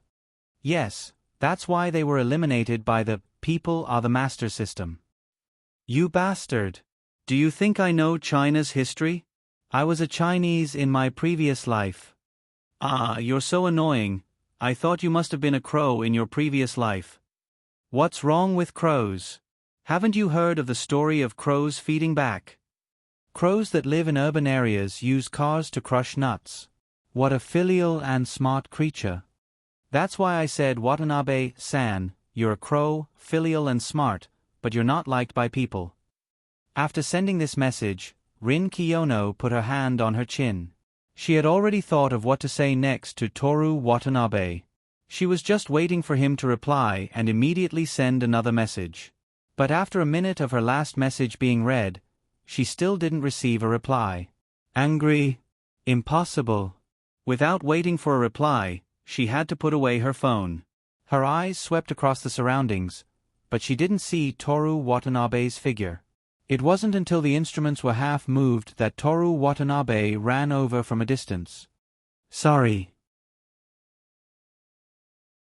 he said, rolled up his sleeves, picked up the instrument case on the ground, and handed it to the male band member on the van. Where did you go? The male band member who was also in charge of handing the instruments complained while wiping his sweat. Something happened. Sorry, I'll treat you guys to soda later. I forgive you. Rin Kiyono glanced at him and took the lead to get on the bus. With her physical strength, she would only cause trouble if she helped. She listened to Kamikawa Yukibu's performance on her phone for a while. One after another, girls got on the bus. I just saw the judge talking to Watanabe Dross. Judge? Which judge? Yamamoto Yukimasa. Isn't that the head of the education department of the National University of Music? What did he say? He seemed to be asking about his future aspirations. I didn't dare to get too close, so I didn't hear clearly. Don't tell me he's going to specially recruit Watanabe Dross. I think it's possible. Although he's terrible, the oboe. Seino Rin put on his headphones again and rested his right elbow on the window. He rested his chin on his palm and looked at the trees on the street not far away. His other hand was tapping on the school skirt that he had just changed into. After all the girls got on the bus, the boys each took a bottle of soda and hurriedly got on the bus. Toru Watanabe sat in the aisle seat. The boy who originally wanted to sit closer to Yoshimi Tamamo sat by the window this time. Toru Watanabe took a big gulp of the soda, then rolled the cold bottle on his face, letting out a comfortable exhale. Today's highest temperature was 34 degrees Celsius. Not to mention moving instruments, even doing nothing outside would make one sweat. Kun Watanabe. Kaoru Hayami knelt on the seat, turned to look at Toru Watanabe from the front seat. Toru Watanabe was not in the mood to talk. Professor Yamamoto Yukimasa from the National University of Music wanted to chat with you? This news had spread throughout the bus. Kaoru Hayami was also very curious. On the other side of the aisle, Yoshimi Tamamo, who was using her phone to send a line message, secretly pricked up her ears. Not only her, but all the girls around them were also paying attention. Yeah. Toru Watanabe said, he asked me if I wanted to go to the National University of Music. How did you answer? I said I want to go to Tokyo Art University. Toru Watanabe took another sip of his soda. When he raised his neck to drink, the girls quietly watched his sweat-drenched Adam's apple move above his sweat-drenched shirt collar. Then, they also swallowed their saliva. Kun Watanabe wants to go to a music university? Yeah. Yoshimi Tamamo couldn't help but say, didn't you say Tokyo Art University is your goal on the career guidance survey? Yes, that's right. But how did you know? Yoshimi Tamamo snorted with dissatisfaction. Koizumi-sensei told me when I joined the summer tuition. Summer tuition? So what if it's summer tuition? It's not all good students like me. There are also students with good grades who take the initiative to join. Don't worry. I'm just thinking if I should also join the tuition. Toru Watanabe heard her sobbing again. His heart jumped and he quickly comforted her. Then is Kun Watanabe planning to give up on Tokyo Art University? Kaoru Hayami asked. No, not yet. Then why are you going to Tokyo Art University? Are you planning to take the clergy and doctorate exams? I lied to you. Toru Watanabe acted as if nothing had happened. Kaoru Hayami looked surprised. Where? Where did you lie to me? Going to a music university. Bad, the worst. Yoshimi Tamamo whispered. Scum. The girl sitting next to her echoed. Disgusting. The girl in front of them said. Kaoru Hayami smiled bitterly and apologetically at Toru Watanabe before sitting down. When she fastened her seat belt, the bus started to move and slowly drove out of the parking lot. Toru Watanabe didn't care about their malice. He took another sip of his soda and looked out the window. 2 staff members were setting up signs under the sun to guide the way. When they returned to school, they had to move their instruments again. When he thought about the upcoming Tokyo Art University tournament and even the national competition, Toru Watanabe regretted that he didn't go easy on them during the morning competition. It's okay, there's still time to close the Tokyo Art University tournament. But they've already moved their instruments twice. It's not worth it to give up on the national competition just to move one less instrument. When you do something, you either don't do it from the beginning or you persevere until the end. As a lesson, I'll write this down in my notebook. Rin Kiyono said that they would rest in the afternoon, but many of the club members still chose to stay and continue practicing. They asked Rin Kiyono for the audio of the competition and listened to it while giving each other suggestions. Many new notes were added to the music score. Yep. Misaki Komatsu stretched, I still haven't recovered from the shock. We actually made it to the Tokyo Art University tournament. This is all thanks to Kiyono classmate, Yoshimi Tamamo said as she looked at the music score. The consultant is indeed the most important, but we all worked hard as well, Kaoru Hayami said with a gentle smile. Watanabe. Mayasahi said softly. Senpai, what did you say? Aoi Ichiki asked. Watanabe is very important. Everyone looked at each other, speechless. Just now, the gentle sound of the oboe in the CD was unforgettable. Watanabe classmate's oboe is very good, but my senpai's bass horn, morning senpai's bassoon, and everyone else's are not weak. Asako Hanada clenched her fist and encouraged them. That's right. Playing music is a team competition. Being able to make it to the Tokyo Art University tournament means that we are very strong. Aoi Ichiki said loudly, then changed the topic. My senpai, the summer festival is coming soon. Are you going? Yep. Who are you going with? Aoi Ichiki immediately asked. Hanamoto. Asako Hanada nodded and looked at Aoi Ichiki, who had already agreed. If you don't mind, would you like to join us? Really? I want to go. That's great.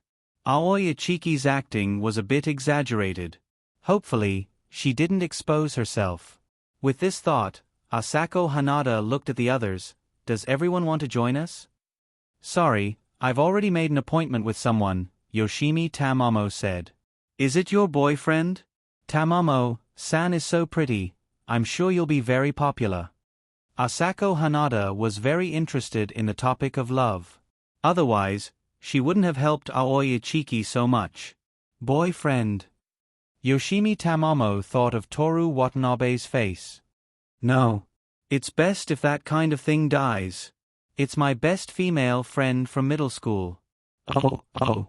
Asako Hanada was a bit scared by her reaction and hurriedly asked the others.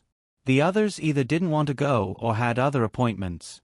There were 55 people in Group A of the blowing department. Some had good relationships with others, and some didn't like each other. Most of them just greeted each other. Club activities were fine, but how could they attend a private event like the summer festival together? Alright. Everyone, continue practicing. The Tokyo Art University tournament is the most important. Misaki Komatsu said loudly.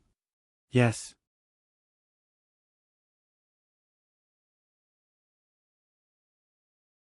Chapter 103. Tomorrow is the 2-day break for the Yulon Pen Festival. Let's use this last bit of time to change our moods and let our bodies rest well, Rin Kiyono announced to the instrument department at 9 p.m. on August 14th. Hooray! Aoi Ichiki raised her arms and cheered. Even the exhausted members were excited. As they packed up their instruments, they discussed where to go the next day. Toru Watanabe turned his stiff neck, his bones cracking. Kaoru Hayami beside him was scared silly. Are you okay, Kuin Watanabe? A little sore, but it's okay. I'll be fine after some exercise. You've worked hard. It's nothing. Toru Watanabe said indifferently. Anyway, I only plan to work hard until I'm 25. I'll take it as suffering for the rest of my life. 25 years old? Kaoru Hayami tilted his head in confusion, but soon stopped thinking about it. Watanabe classmate, what are your plans for tomorrow? Reading, studying, and cleaning. Tonight, I'll be accompanying my girlfriend to the Yulon Pen Festival in Hibiya Park, Toru Watanabe was worried that Kaoru Hayami would fall for him, so he deliberately used the word girlfriend. Maybe it was a little narcissistic, but anything was possible. Moreover, he still received love letters in his shoe cabinet every day. This proved that the probability of this happening was very high. It's like this. Kaoru Hayami didn't notice anything strange. He continued, I've made plans with a few other girls in the instrument department to go swimming at the pool. It's a rare opportunity, so I want to invite more people. Me? Forget about me. You can see many cute girls in swimsuits. Kaoru Hayami was like a kindergarten aunt persuading a child to eat. I'm not interested in that, Toru Watanabe replied calmly. Of course he was interested. He was extremely interested in it. What man wouldn't be interested? The main thing was, he didn't dare. The three beauties of the wind instrument department, Senya Mai, Chao Zi, and Yoshimi Tamamo will all be there. As a boy, Watanabe, are you really not interested? These three people were very troublesome, but it was undeniable that they were beautiful. If it was just to look at them, they would be quite tempting. Wait a minute. It was true that he was very popular, but that was only among the girls who were not in the wind ensemble, at least on the surface. There was no reason for the members of the wind ensemble to invite him to go swimming, let alone spend so much effort to invite him. Toru Watanabe looked at Kaoru Hayami suspiciously.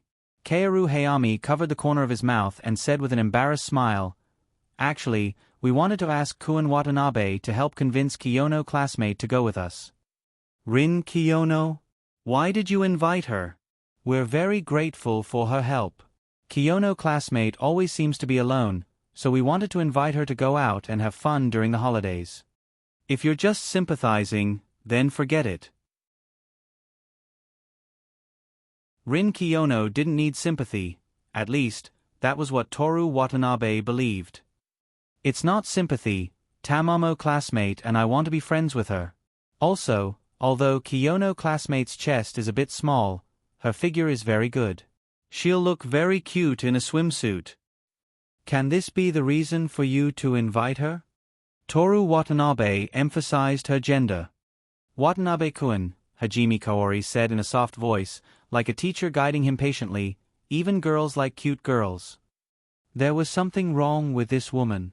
If he used the detector on her, she would definitely be a weirdo. But then again, as long as she was human, she would have some unknown quirks, right? Then why don't you invite her yourself? Toru Watanabe glanced at Rin Kiyono, who was being asked questions by a large group of girls. Kaoru Hayami smiled bitterly and looked at Rin Kiyono. We tried to invite her, but Kiyono classmate said she doesn't like group activities, so she rejected us. Oh, that guy hates humans, so she doesn't like group activities. That's why we want to invite you, Kun Watanabe. Why? Toru Watanabe was surprised. Kaoru Hayami said thoughtfully, how should I explain it? There's no specific reason, but if Kun Watanabe invited her, Kiyono classmate would definitely come. I just have this feeling. You think too highly of me. Toru Watanabe waved his hand. And I can't go. I have a girlfriend and I still go out to play with other girls. I'm not the kind of person who would do such a thing. Asako Hanada, who was observing the situation, seemed to want to say something, but her cute little face was red, and she clenched her small fists, holding back her words with great difficulty. That's great. Kaoru Hayami suddenly clapped his hands and said happily, let's also invite Miki Kujo classmate. Her breasts are very big.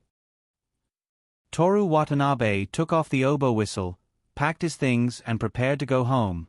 He couldn't chat with people who didn't like legs. Moreover, Miki Kujo was his girlfriend, so the size of her breasts was his problem, right? What did it have to do with other people? Wait, Kun Watanabe, please. We really want to be friends with Kiyono classmate. Kaoru Hayami sat in his seat and slightly bowed to Toru Watanabe. Toru Watanabe sighed, it's just going out to play a few times, and you want to be friends with her, it's not that easy. With Rin Kiyono's personality of hating lying, the more time she spent with someone, the more impatient she would be with the people around her. This was also the reason why she lived alone in high school, and always stayed in the activity room to read books in the afternoon. Most likely. How do you know it won't work if you don't try? Yoshimi Tamamo didn't know when she came over, and her pretty face peeked out from behind Kaoru Hayami's shoulder. How can you say something like that? Toru Watanabe glanced at her heavy chest that was pressing on Kaoru Hayami's thin shoulder. What do you mean? Are you looking down on me? Wait, don't cry, I don't mean to look down on you. Cry? Who would cry? I'm so beautiful that I won't cry. Yoshimi Tamamo aggressively put her hands on her waist, and in order to look up at Toru Watanabe as much as possible, she raised her chest high, showing off her full curves incisively and vividly. Yes, you won't cry. Tamamo-san is the most obedient. Yoshimi Tamamo puffed up her cheeks, and was very dissatisfied with his tone of coaxing a child. Kuin Watanabe, can I ask for your help? Kaoru Hayami pulled back the topic that had deviated from the topic. Let's try. Toru Watanabe sighed and said, but there's a high probability that it won't work. It doesn't matter, as long as you try to help me make an appointment.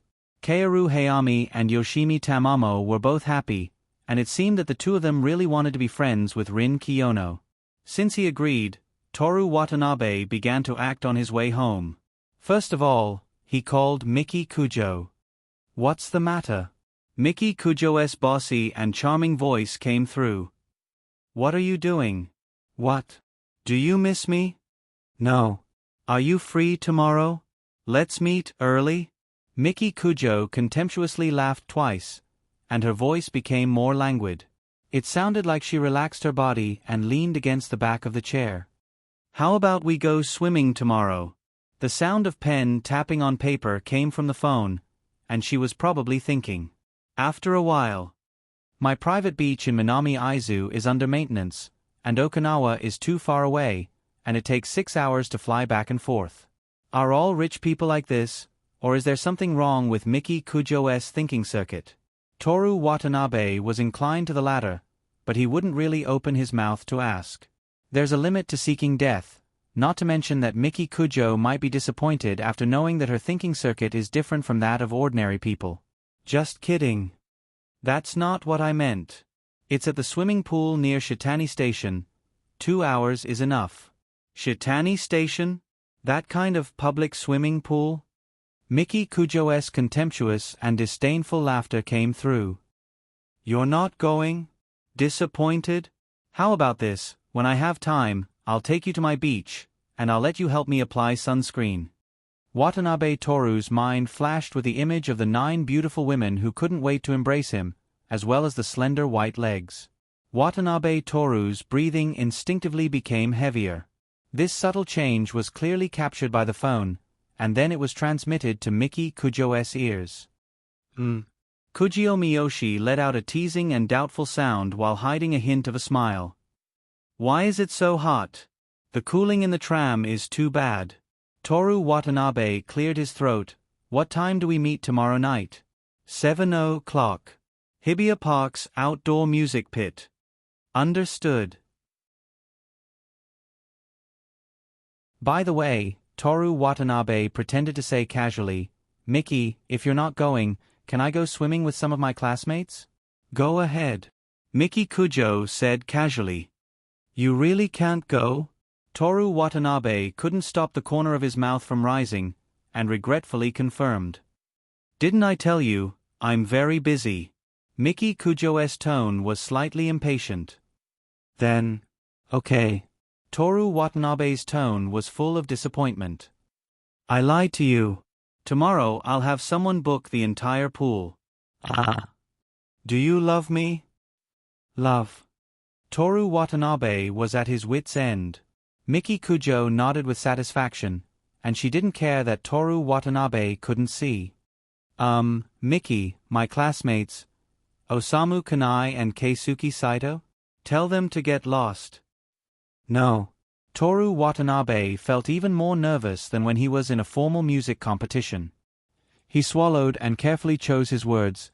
Actually, The suggestion of swimming was invited by a senior in the music department. Of course. She's not the only girl who's going. Say it again. Miki, I love you. Toru Watanabe didn't care about the strange looks of the other people in the car. I want you to say what you just said again. As many times as you want. Miki, I love you. Are you sure you want me to repeat it a third time? Miki, listen to me. When she invited me, I immediately told her, without my girlfriend's permission, I won't go. And I want to take this opportunity to swim with you, Miki. Miki, you have a good relationship with the girls in the music department. Miki Kujo's tone was cold enough to freeze the entire car. Of course not. Toru Watanabe was very confident about this. When I first joined the music department, in order to draw the line between us, I said a lot of bad things to them. You'll know when you come tomorrow. Tomorrow I'll see for myself how good your relationship is. Okay, if I'm not satisfied, you don't have to stay in the music department anymore. I swear to Shia Station, if I'm lying to you, I'll immediately derail the car. Clank. Clank. Clank. The car was still moving steadily in the same direction. Smooth talker.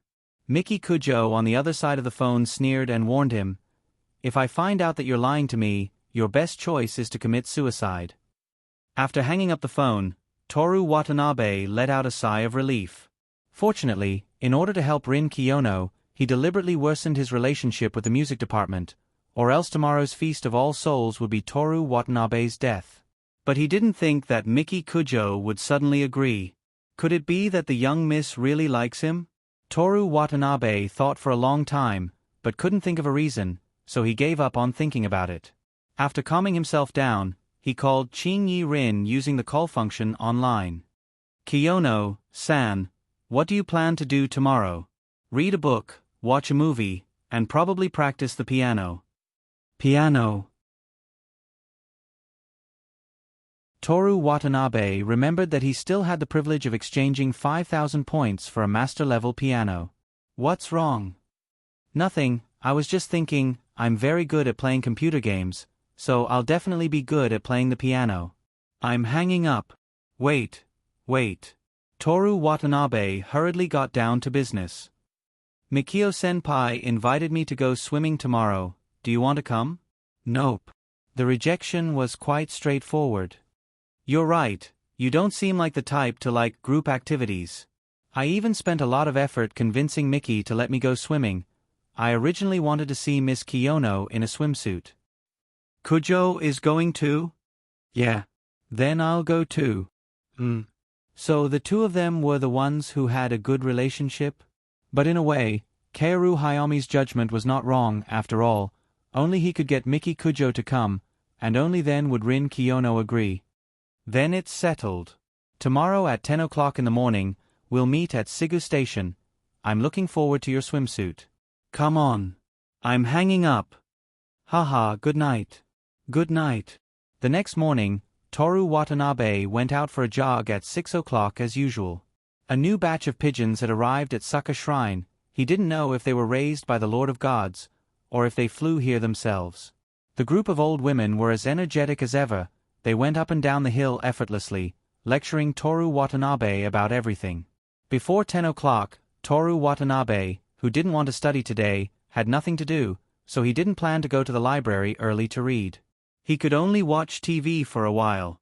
The local TV stations were broadcasting the local summertime events.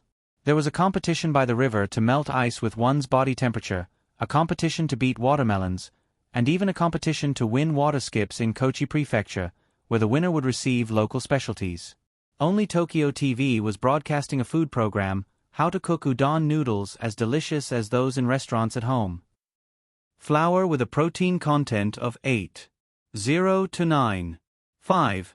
This time I'm using Canadian 8 flour. Let's start. First, put in 5% sea salt, 42% to 43% water. Toru Watanabe stared at the TV absent-mindedly. Before he could learn how to make the delicious udon noodles, he received a call from home. He talked about his recent situation, bragged about the results of the blowing club, and used the excuse of working hard to refuse his family's transfer of money. After that, Toru Watanabe got up to clean up the house. With the TV in the background, he washed his school uniform, cleaned the bathtub, swept the floor, and so on. When he finished cleaning, it was already 9:30. He turned off the TV that was playing a variety show called Can I Go to Your House With You? And began to prepare for the door. He changed into a white shirt and trousers, hesitated for a few seconds, and put on the black Rolex diving watch that Miki Kujo gave him. Because of the Yulon holiday, the tram to Shiya Station was packed with people. The station assistant pushed people in with all his might, and barely managed to close the tram door. In such a situation, it was impossible to even grab the rings, let alone find a seat. But complaining because the tram was so crowded that it was impossible to grab the rings would definitely make him a laughingstock in Tokyo. When he arrived at Shiya Station, Morning Kaoru and the others were already there. The department heads, Misaki Komatsu and Aoi Ichiki, were also there. They attracted a lot of attention as they carried beautiful bags and life buoys. People coming and going all looked at them with, "These girls are so pretty" eyes. "Kun Watanabe, where's your swimsuit?" Morning Kaoru asked. "I'll buy it when we get to the pool." After Toru Watanabe greeted them, he didn't say anything else. He stared blankly at the airplane clouds in the blue sky. The cicadas on the roadside trees chirped loudly, and the tall buildings in the distance twisted from time to time as if they were soaked in hot water. Not long after, Rin Kiyono arrived. She wore a white shirt and light blue jeans. She also carried a cute cloth bag with a cute dolphin embroidered on it. "Sorry I'm late." "No, we're early." "Kiyono-san, you look so good today." "I wore something casual."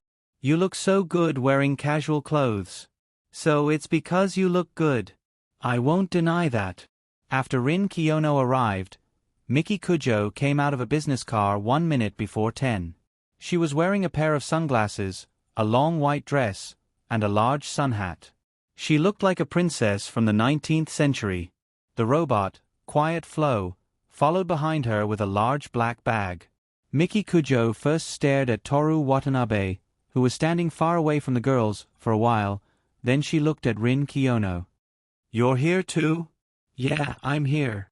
Rin Kiyono's tone was cold. Miki Kujo looked down at Rin Kiyono's flat chest and sneered. Rin Kiyono's face suddenly became like a blue Hawaiian shaved ice in summer.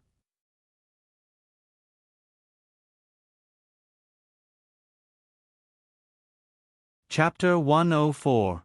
Kanazawa Village had a shallow stream that flowed down from the mountains, through a bridge, and had pebbles on both sides. Every year during summer vacation, the few children in the village would gather there to play with the water. Jumping off the bridge would be regarded as conquering the river, and they would receive the title of brave. From this point of view, it was not an exaggeration to call Kanazawa Village the Brave, because all the children in the village who had reached school age had received the title of brave. Thanks to playing with the water every year, as long as you smelled the strong water vapor, you would feel that summer vacation had really come.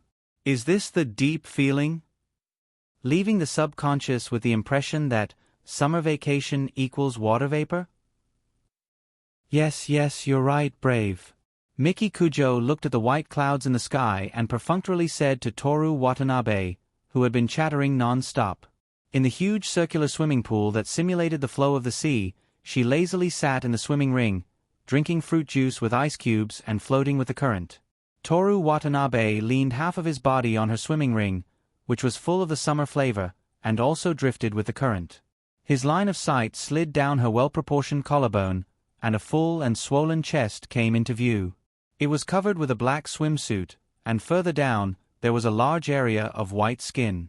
Because her skin was smooth, water droplets condensed into a shallow puddle on her lower abdomen. Toru Watanabe had always thought that whether it was black or flirtatious red, they were very suitable for Miki Kujo. In front of him, she was wearing a black bikini, which made his eyes stare straight. Miki Kujo handed the transparent cup of fruit juice to Toru Watanabe, leisurely closed her eyes, and seriously enjoyed the massage of the waves and the caress of the sun. Toru Watanabe also comfortably lay on the swimming ring. The cup in his hand was half submerged in the pool, and it looked like it was about to fall. Looking into the distance, the other members of the playing department who came a little late were coming from the direction of the changing room, holding all kinds of swimming equipment in their hands. Yoshimi Tamamo even put on the swimming ring. Although the pool was reserved for only a few people, including the simulated waves, slides, and other facilities, all of them were working normally. It's so comfortable. Come down quickly.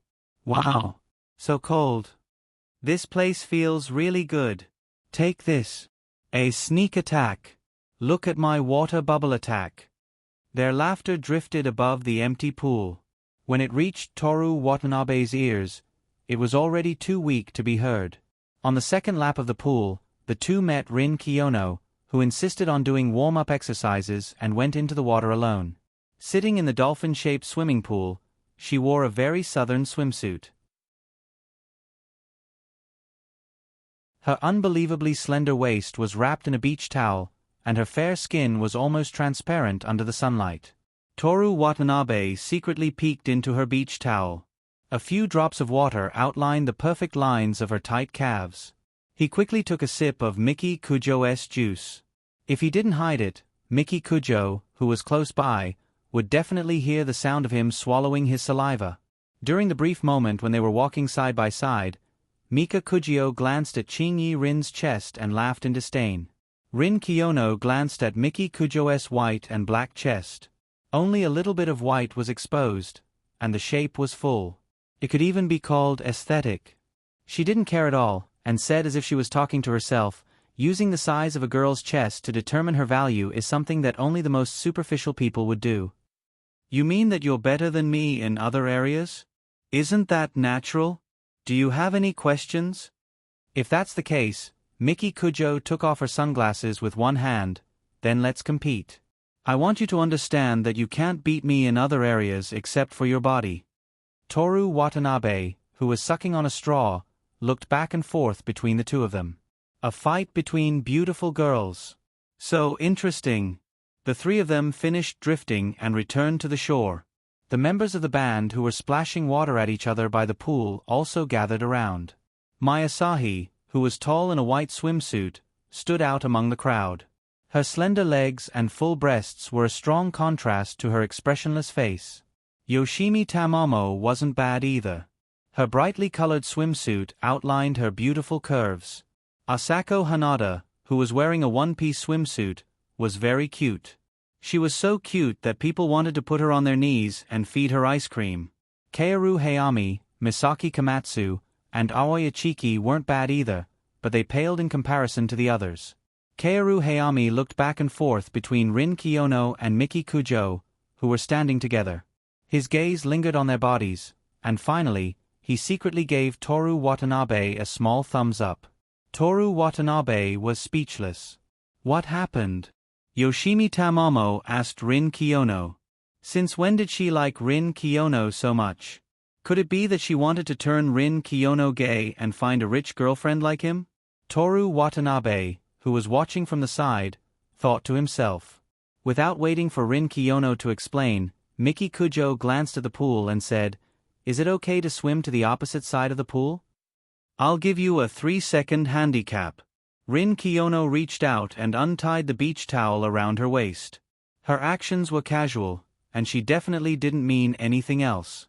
However, she was very flirtatious and had a hint of awkwardness. Toru Watanabe blinked quickly. He wished that his eyes had a camera function.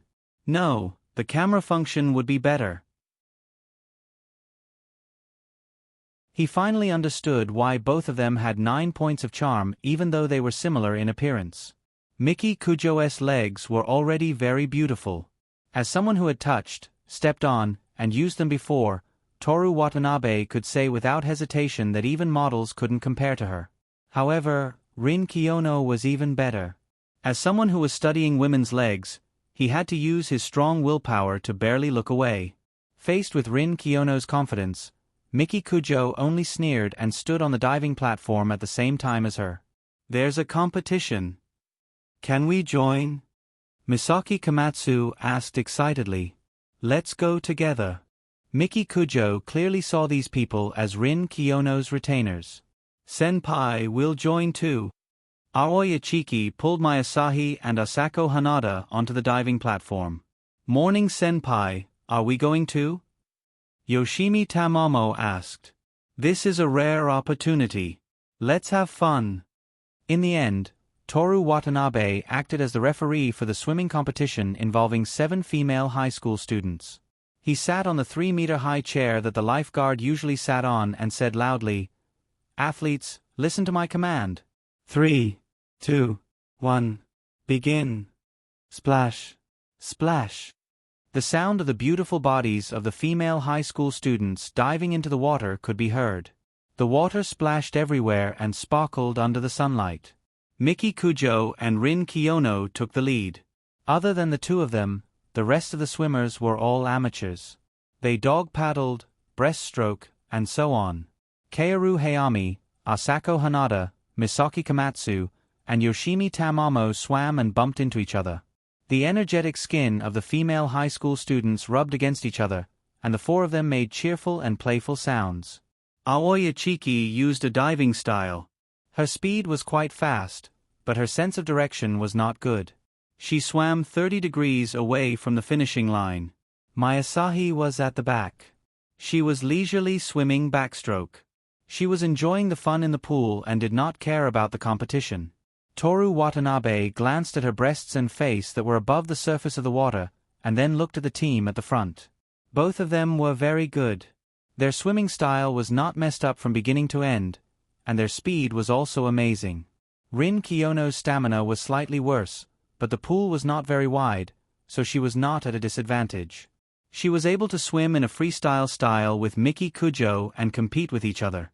The moment their hands touched the finishing line, they immediately looked up at each other. Their timing was almost the same. "You're too slow. Soaking in the water can give you heat stroke and make you hallucinate.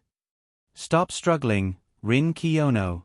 You're 0.7 seconds slower than me. Looks like you're seriously ill."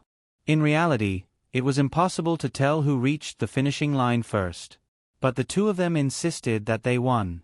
In this situation, they looked for the referee for help. "Watanabe, tell her. Who's faster? Don't try to lie. I'll be watching you." Just by standing there, the 2 beautiful girls were like a work of art. But at this moment, Toru Watanabe was not in the mood to appreciate it. He hated his eyesight for being too good. He hated himself for staring at the 2 of them so seriously. The scenery behind them was also very good. What he hated the most was Rin Kiyono's inexplicable ability to detect lies that even he did not have. "Kiyono-san is a bit faster." Rin Kiyono crossed her arms, and a smug expression appeared on her beautiful face. On the other hand, Miki Kujo, before Miki Kujo's face was completely shrouded in a haze, Toru Watanabe quickly spoke up, Wait. As the referee, I don't think this is a fair match." In any case, he had to say this first to alleviate the danger to his life. Toru Watanabe's brain began to work, and he desperately tried to recall the knowledge he had about swimming. He did indeed insist on swimming, but he knew nothing about it. Wait. An interview about Fu Yuan Hui from his previous life suddenly popped up in his mind. He remembered that she said, her swimsuit was too tight, saying that the competition was unfair when you lost. This is what losers do all the time. Rin Kiyono looked at Miki Kujo and said. Miki Kujo narrowed her eyes and was about to say something, but Toru Watanabe had already organized his thoughts. "Kiyono-san, your words can be applied to most situations, but today is an exception," he said confidently. "You're going to talk nonsense again?" Toru Watanabe sneered. "Why do all swimmers have to wear competitive swimsuits in an official competition? Didn't you notice? No matter what cup size, it's all squeezed to the point that it's like an airport runway?" After a short pause, he said loudly as if he was announcing a new constitution, because body size affects drag. "Kiyono-san, your bust size is 78, your waist size is 55, and your hip size is 87. My Mickey's waist and hip size are similar to yours, but her bust size is 85. Under such circumstances, your swimming time is only faster than my Mickey's by less than a second. If you wear a competitive swimsuit, you can definitely surpass her. So, this competition is unfair. Rin Kiyono crossed her arms and rested her chin on her hand. What you said makes sense, but no matter what, I've won this time. I don't want this kind of victory. Miki Kujo's gloominess disappeared, and she said in a measured tone. You're looking for excuses when you lose, and you don't care about winning or losing when you find an excuse. Heh, you've already lost in terms of mentality. You've won under unfair conditions, and you're still so proud of yourself. Don't be so shameless, I've also lost. Wait. Toru Watanabe quickly inserted himself in the middle of the battle between big breasts and small breasts. It's just a swimming competition, no need to be so serious.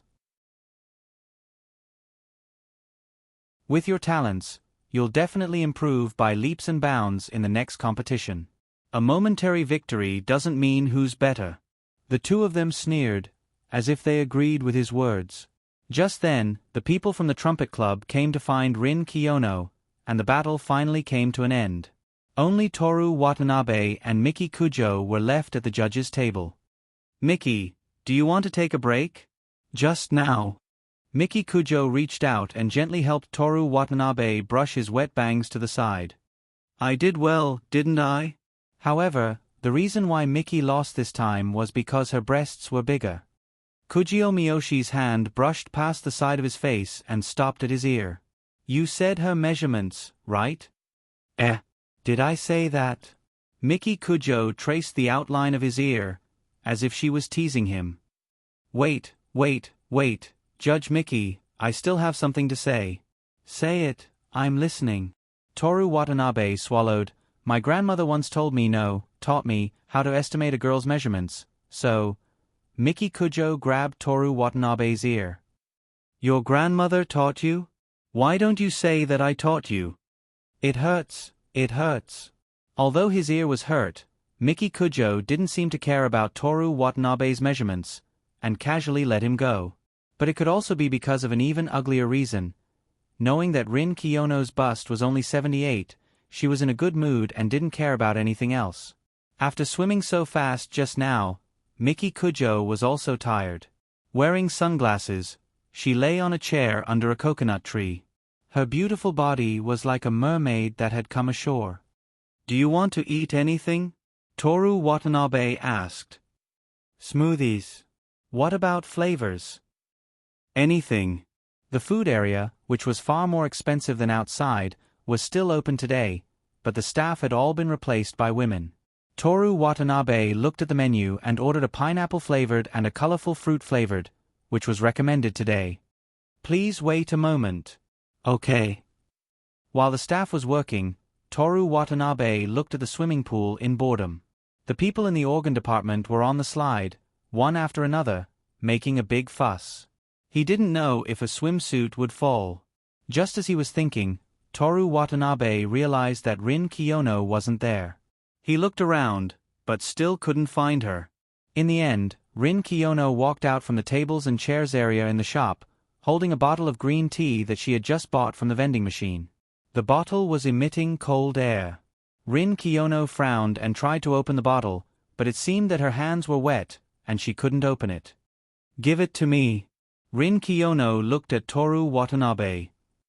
I can do it myself. Toru Watanabe snatched the bottle from her hand and opened the bottle cap easily. Here. Thank you. But I can do it myself. It's okay to borrow the strength of others occasionally, right? No need. I can do everything myself. Rin Kiyono took a sip of the cold green tea. Just now, I only needed to wipe my hands to open it. Kiyono-san, you even know that the people make the decisions, so you should know the meaning of the ancient Chinese saying, a gentleman's nature is not different, and he is good at making use of things, right?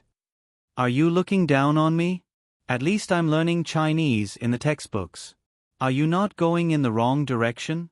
The main point of what I said just now was, do you understand this sentence or not? That's what I heard. Toru Watanabe ignored her. Even people like Sun Tzu need to borrow the strength of others. Confucius also said, when 3 people walk together, they are bound to learn from me. So, Kiyono-san, you don't have to insist on not accepting the help of others. I just opened a bottle cap. Why are you talking so much nonsense? You're not cute at all. I wonder who was staring at my legs just now. Wait. You actually noticed?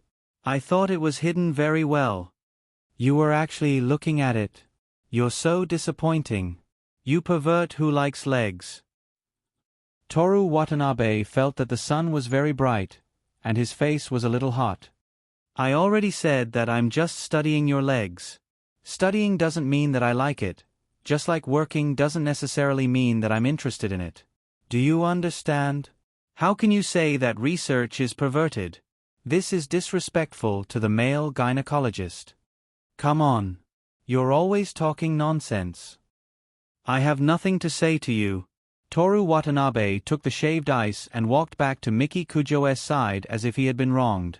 After passing the colorful fruit-flavored shaved ice to her, Toru Watanabe said, Miki, I want to compete with Rin Kiyono. Compete in what? Miki Kujo took a sip and felt that the taste was ordinary. She took the pineapple shaved ice from Toru Watanabe. Swim. I'm going to crush her pride. Don't embarrass me.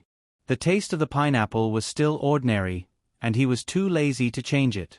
After making the report, Toru Watanabe began to look for Rin Kiyono. She sat in the dolphin circle again and followed the artificial waves in the circle. When she floated under a coconut tree on the shore, the tree blocked the sunlight, and a few sparse rays of light passed through the gaps between the leaves and sifted light and shadow on her skin. Toru Watanabe was quite a distance away from her, and it was too difficult to shout. So he said to Miki Kujo, I'm going to avenge you. Watch carefully. After that, he dove into the water with a splash. Miki Kujo sucked on the shaved ice with a straw in her mouth, and her eyes stared at the water through her sunglasses. When Toru Watanabe surfaced again, the dolphin circle was overturned. Rin Kiyono screamed and sank into the water with a frightened face. Miki Kujo laughed. Toru Watanabe. Kiyono-san, this time it's my turn to compete with you. Let's see who swims to the other side first. Rin Kiyono looked at Toru Watanabe in the distance, and anger surged in her heart. She looked left and right, then grabbed the dolphin circle and threw it at him. But it was too weak, and Toru Watanabe caught it just in time.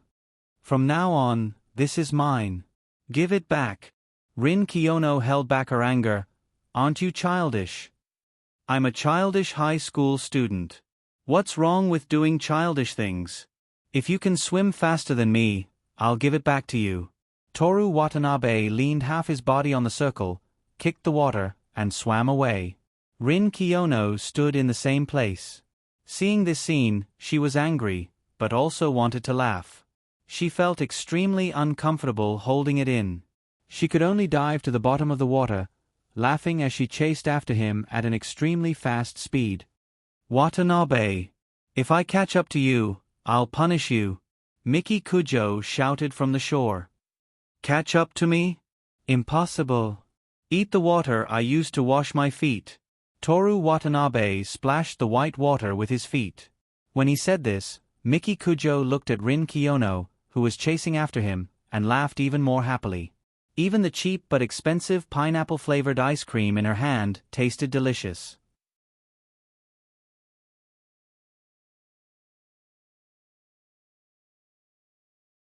Chapter 105.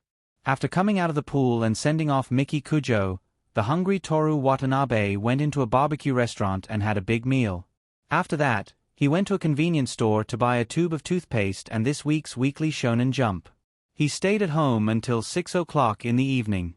In the evening, he and Miki Kujo agreed to go to the Yulon Pan Ball in Hibiya Park. Every summer in Japan, there were hundreds of lively summer festivals, fireworks festivals and other festivals held one after another. Some were big and some were small. The small ones were just a party held by a kindergarten. The cute children put on their national costumes and followed behind the staff of the nearby shrine, singing and dancing in a circle on the street near the school. The big ones had tens of millions of people participating. The famous ones were the Eight Prince Festival, the Garden Festival, the Sleeping Demon Festival, and so on. Japan was not big, and the transportation was convenient. If you wanted to, you could participate in any summer festival. But Miki Kujo did not have that much time, so she and Toru Watanabe could only participate in the summer festival held in East Kyoto. Tokyo was the largest city in Japan, and of course, there were countless summer festivals. Sensoji Temple, Meiji Shrine, Nogi Shrine, and other tourist attractions would hold their own summer festivals. Nakano District, Shanbin District, Harbor District, and other districts would also hold their own summer festivals. Hibiya Park held a large-scale Yulon Panball every year. Although it was a pity that there was no fireworks, the scene was grand. The location was also in Chiyoda District, where Miki Kujo lived. At 6 o'clock, in order to match the festive atmosphere, Toru Watanabe put on a short-sleeve shirt inside and a dark red shirt that Miki Kujo bought for him.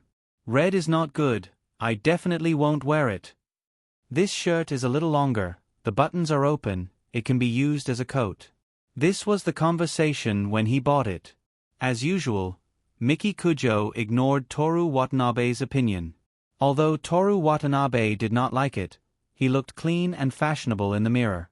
His every move revealed the style of a handsome young man. Twisting his shoulders uncomfortably, he put on his watch and went out. Traffic control had already begun on the roads. Police officers with loudspeakers were directing traffic, and there were people everywhere in the station. From Toru Watanabe's residence, Kiwa Well, to Hibiya Park, it only takes 20 minutes by tram. Men and women wearing bathrobes could be seen everywhere. Hibiya Park was already filled with rows upon rows of vendors, and the sky was filled with bright yellow lanterns.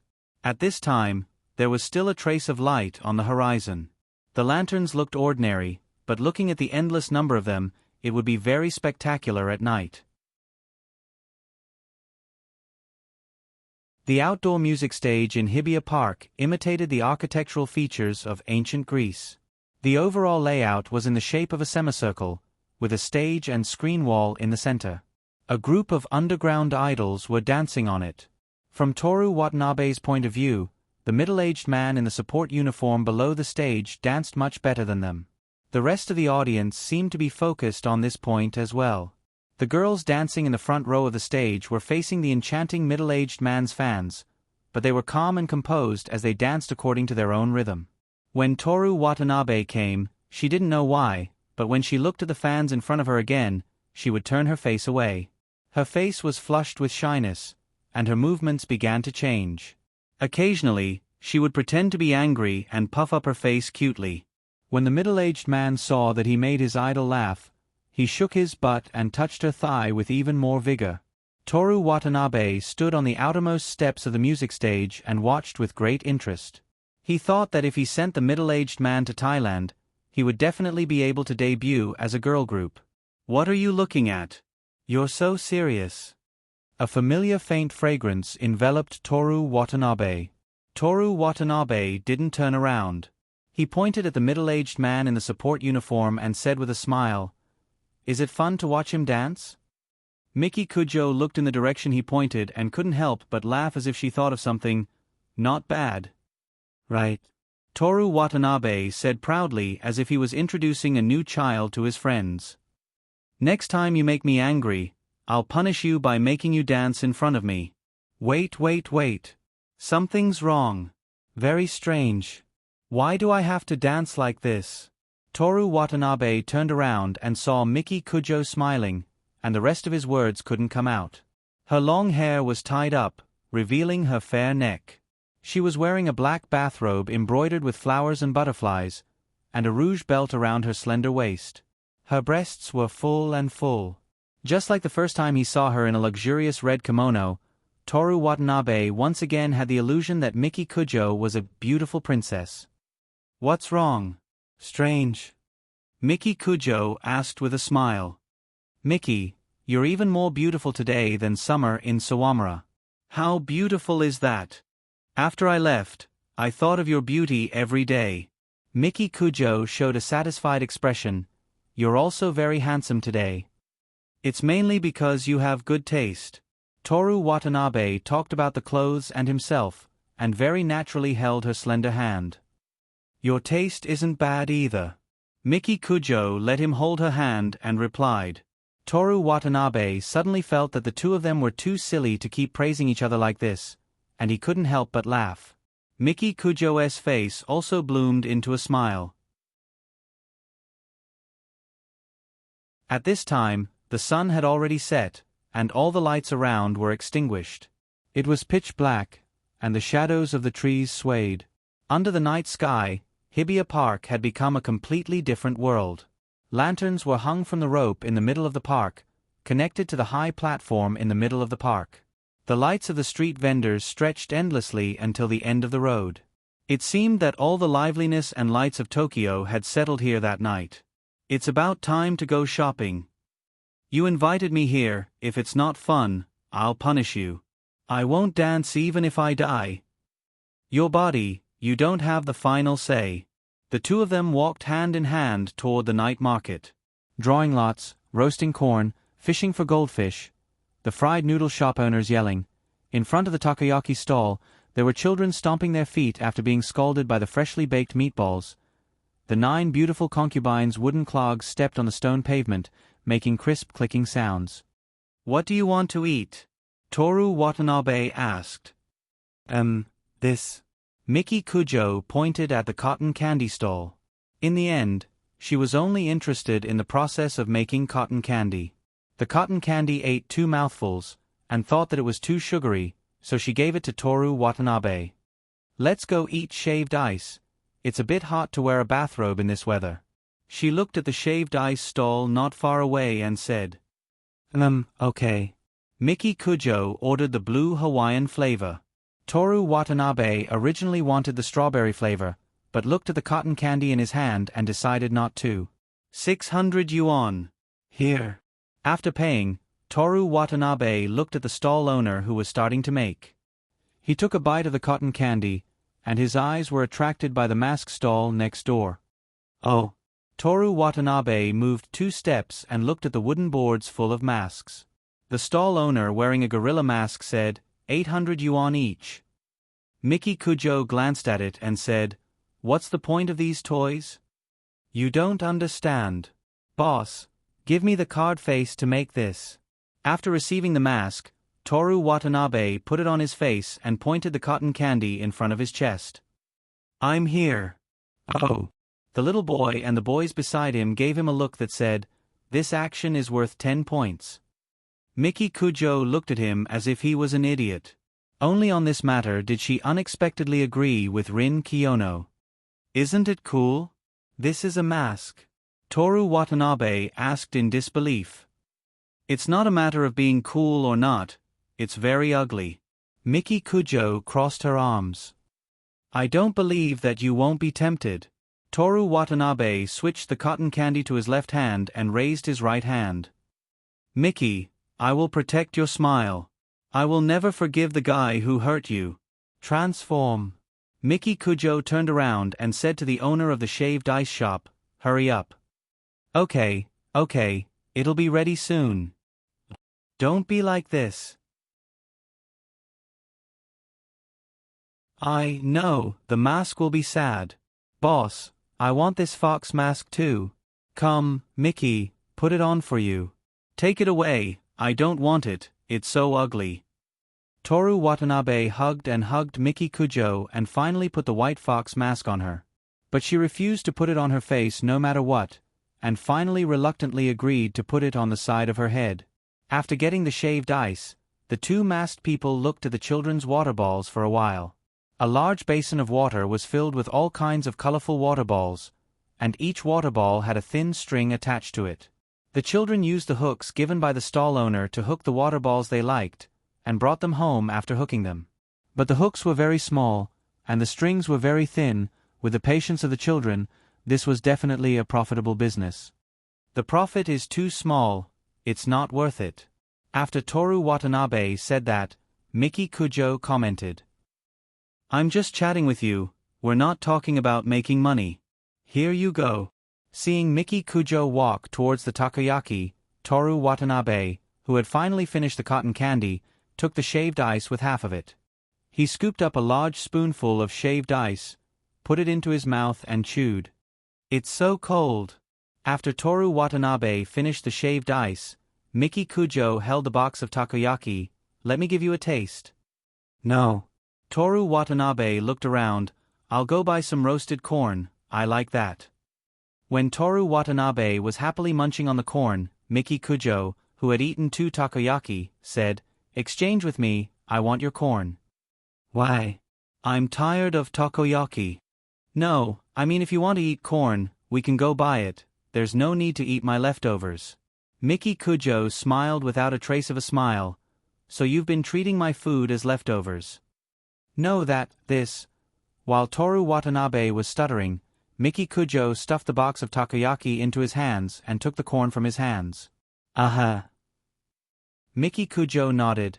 Not bad, as expected, things stolen from others are the best. On the contrary, eating other people's leftovers is the worst. Toru Watanabe reached out to wipe the corn stuck to Miki Kujo's mouth. But seeing that she's a beautiful girl, I'll pretend that I'm eating with relish.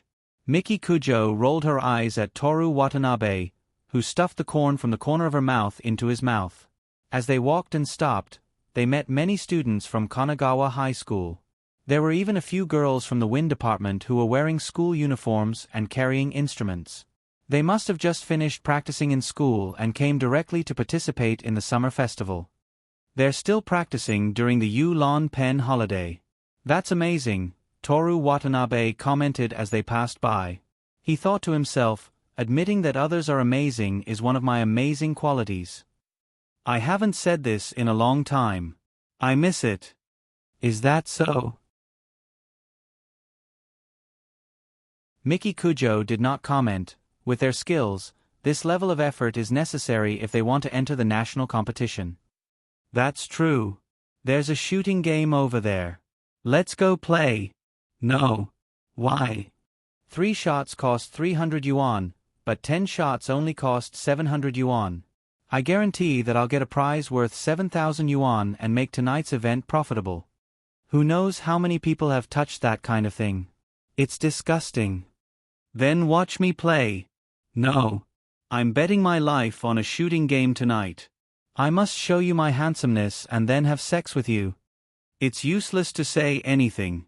I'm not going. There are a lot of stinky men there. The air stinks. Toru Watanabe originally thought that this was a rare opportunity to show off his proficient shooting skill, which he did not need at all. In the end, it was not even as good as the master massage. He could help his parents adjust their bodies, prevent spondylosis, show off any time and anywhere, and at the same time take advantage of Miki Kujo. Damn it! In the end, the two of them only played goldfish to trick children. Hoop throwing, darts, and other games that Toru Watanabe thought he could play, he did not play any of them. As a dignified transmigrator, Toru Watanabe's spoils of war were only 2 goldfish, 1 red and 1 black, and a cheap plastic fan, a gift from a roadside salesman.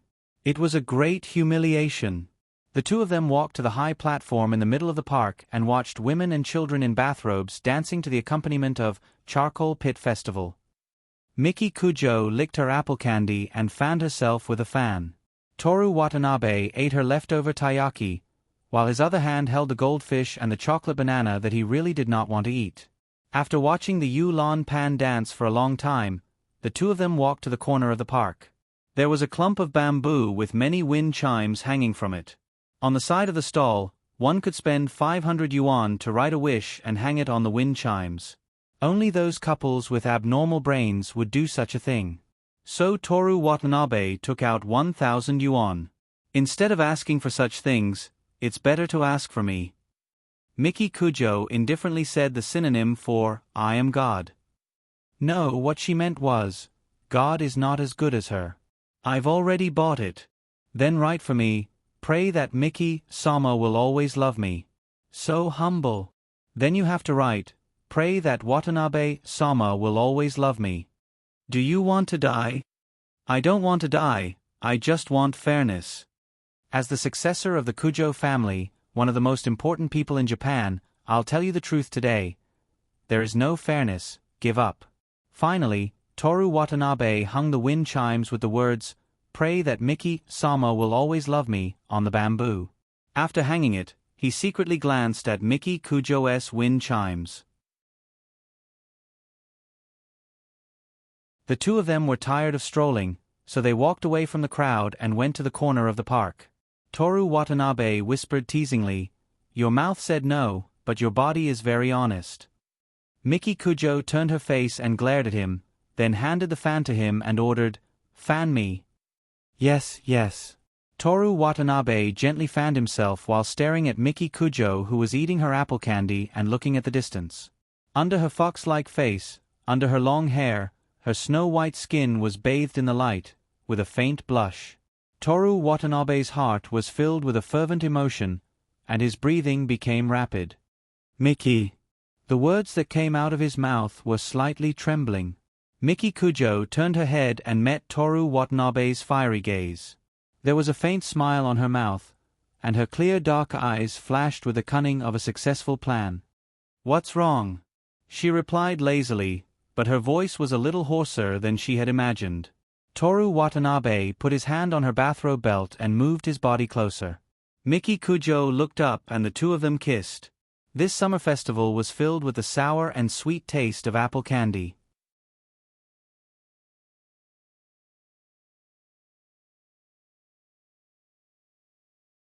Chapter 106. After leisurely spending the second day of the potted Yulon holiday, the Wind Instrument Department welcomed 3 days and 2 nights of dormitory training. The gathering was set at 7 in the morning. For Toru Watanabe, who ran in the streets and alleys of the Shiya residential area at 6 every day, the time was more than enough. In addition to a change of clothes, he also brought a few books to pass the time. In everyone's excitement, the school bus left the city, and after an hour on the highway, they arrived at the dormitory. Toru Watanabe twisted his neck and looked up. The curtains were closed, and the air conditioning was on. Most of the people were sleeping in the bus. He didn't know if it was because of the 2-day holiday or because he woke up too early. When Aona Koizumi opened her mouth to wake everyone up, he got off the bus first.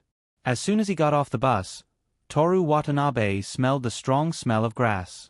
This was a place similar to a resort. The house was also built of wood and surrounded by a green forest.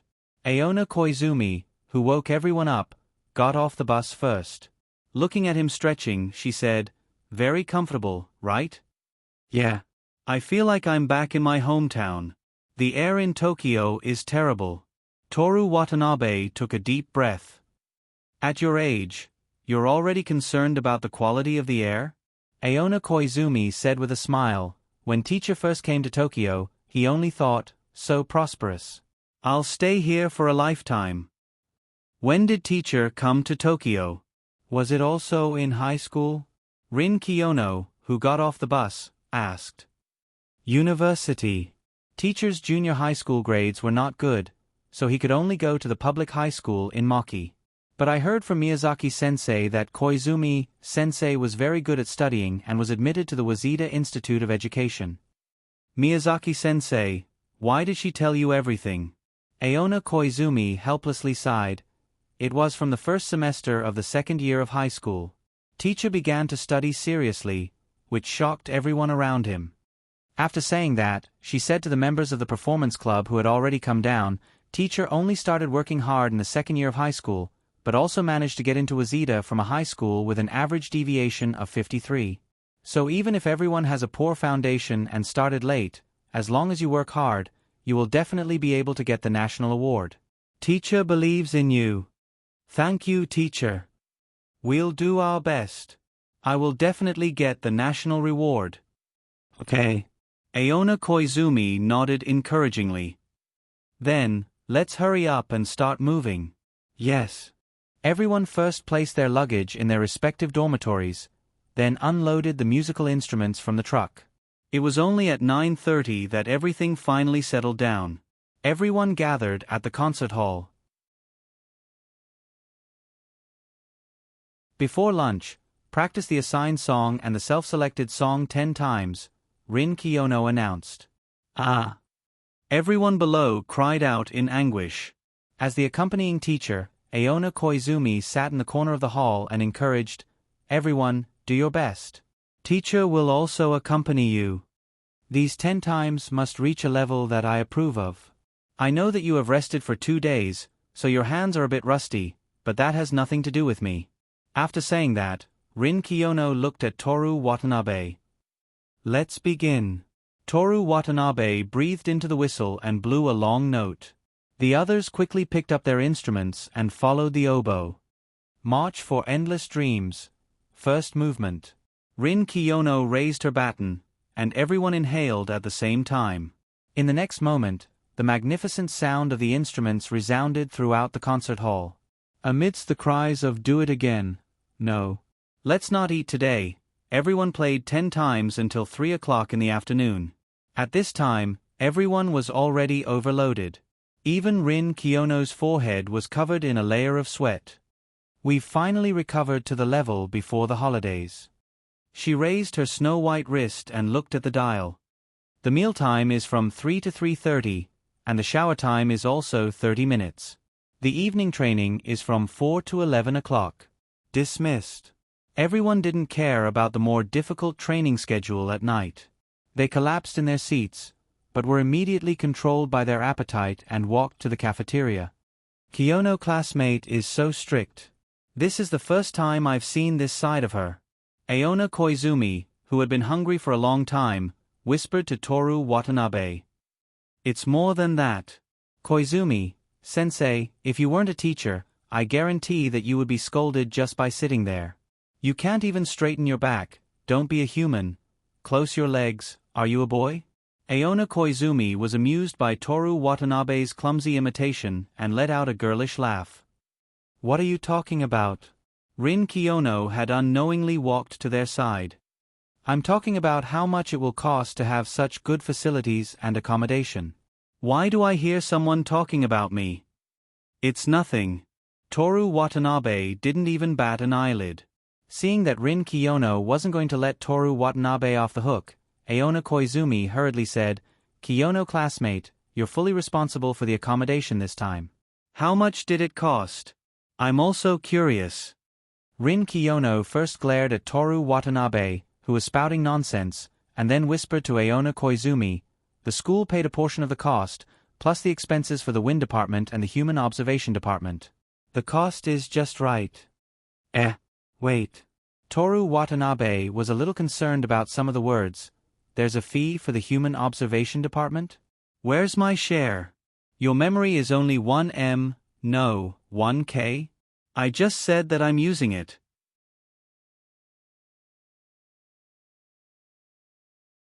Kiyono classmate, before using it, did you inform the members? Now you know. Teacher, I'm reporting Rin Kiyono using my real name. I strongly request for a new department head. What should I do? Aona Koizumi was in a difficult position, our school advocates for student autonomy. Watanabe, you can discuss with Kiyono classmate about who should be the department head. Discuss. Toru Watanabe looked at Rin Kiyono. Real name reporting? Rin Kiyono sneered.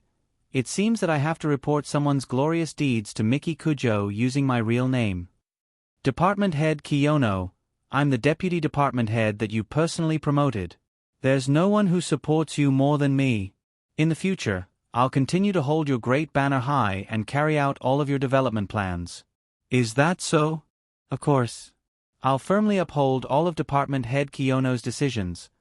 I'll follow all of Department Head Kiyono's instructions. I'll listen to all of Department Head Kiyono's orders. Rin Kiyono sighed and said, I finally know why you're able to hang out with Kujo. Aona Koizumi was amused by this and said with a smile, All right, let's hurry up and eat. The three of them walked towards the dining hall. Forget about the department head. When are you going to pay me the department head? All right, I'm not only a member of the Human Observation Department, but also a member of the Wind Instrument Department. Remember to give me 2. Watanabe classmate, as a boy, you're really too long-winded. Teacher, look at her. You guys have a really good relationship. That's not true. It's bad. It's basically a class conflict. Toru Watanabe denied. Rin Kiyono was silent, as if she didn't want to speak anymore. Plates of food were laid out on the dining table. Everyone could choose 3 of their favorite dishes, plus a portion of rice and miso soup. Toru Watanabe ate hamburgers, fried pork chops, and salad. Rin Kiyono and Aona Koizumi politely declined his set meal. Both of them chose food that was just enough to fill their stomachs and didn't have a lot of calories. Rest time passed in a flash, and the evening practice began under Rin Kiyono's strict guidance. Imperfections were pointed out one after another. Missing intervals, irregular beats, the volume ratio between instruments, the timing to increase the volume, the way to play the melody, the way to adjust the timbre. As soon as there was a problem, it would immediately lead to dozens of practice sessions. Rin Kiyono didn't have any special skills to guide the wind instrument department. What she relied on was her ears that could always hear Toru Watanabe bad-mouthing her, as well as repeated practice. Repeating the same bar was very dry and boring, but in the process, the stability of the song improved. The members of the wind instrument department were already exhausted, but relying on the anticipation of the national competition and the fact that the song was indeed becoming smoother, they persisted in the monotonous practice without any complaints. When they finished the evening practice, it was already past 11 o'clock when they returned to their room. After a tiring day, the boys, who were originally talking about playing cards, going online to crusade against monsters, and talking about girls, immediately fell asleep as soon as they touched the quilt. Toru Watanabe took his wallet and walked out of the room.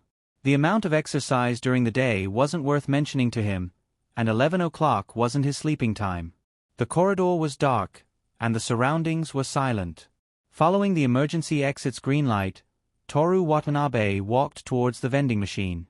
After eating mapo tofu at night and practicing all the time, his throat was very thirsty. The vending machine in the corner was shining with a cheap white light, and a few moths were flying around it. He didn't want to drink flavorful drinks at night, so he bought a bottle of pure water. He gulped down the water and walked toward the concert hall in the dark. When he turned on the lights in the concert hall, he saw that most of the seats were placed with instruments, and large instruments such as the bassoon were standing on the ground. Under the light, the instruments reflected a dazzling light. Toru Watanabe sat down in his seat, put the bout bottle by his feet, picked up the oboe, tuned it, and played. The melody, like that of a gospel singer in a church, wandered around the empty concert hall. He didn't like musical instruments, and he wasn't interested in the national competition. He just wanted to see if he could improve the oboe to the level of transcendence before the national competition ended. Because, after the competition, he probably wouldn't touch the oboe again for the rest of his life. After playing a section, Toru Watanabe began to think about how to play better than before. With this talent, he could continue to improve. In the end, the oboe in his hands could produce a beautiful sound that no one had ever produced before or since. Toru Watanabe picked up the bout bottle and drank while thinking about playing techniques, emotional expression, emotions, and so on. Ideas for improvement kept popping up. Just as he put down the bottle, put the whistle in his mouth again, and was about to play again, footsteps came from outside the concert hall.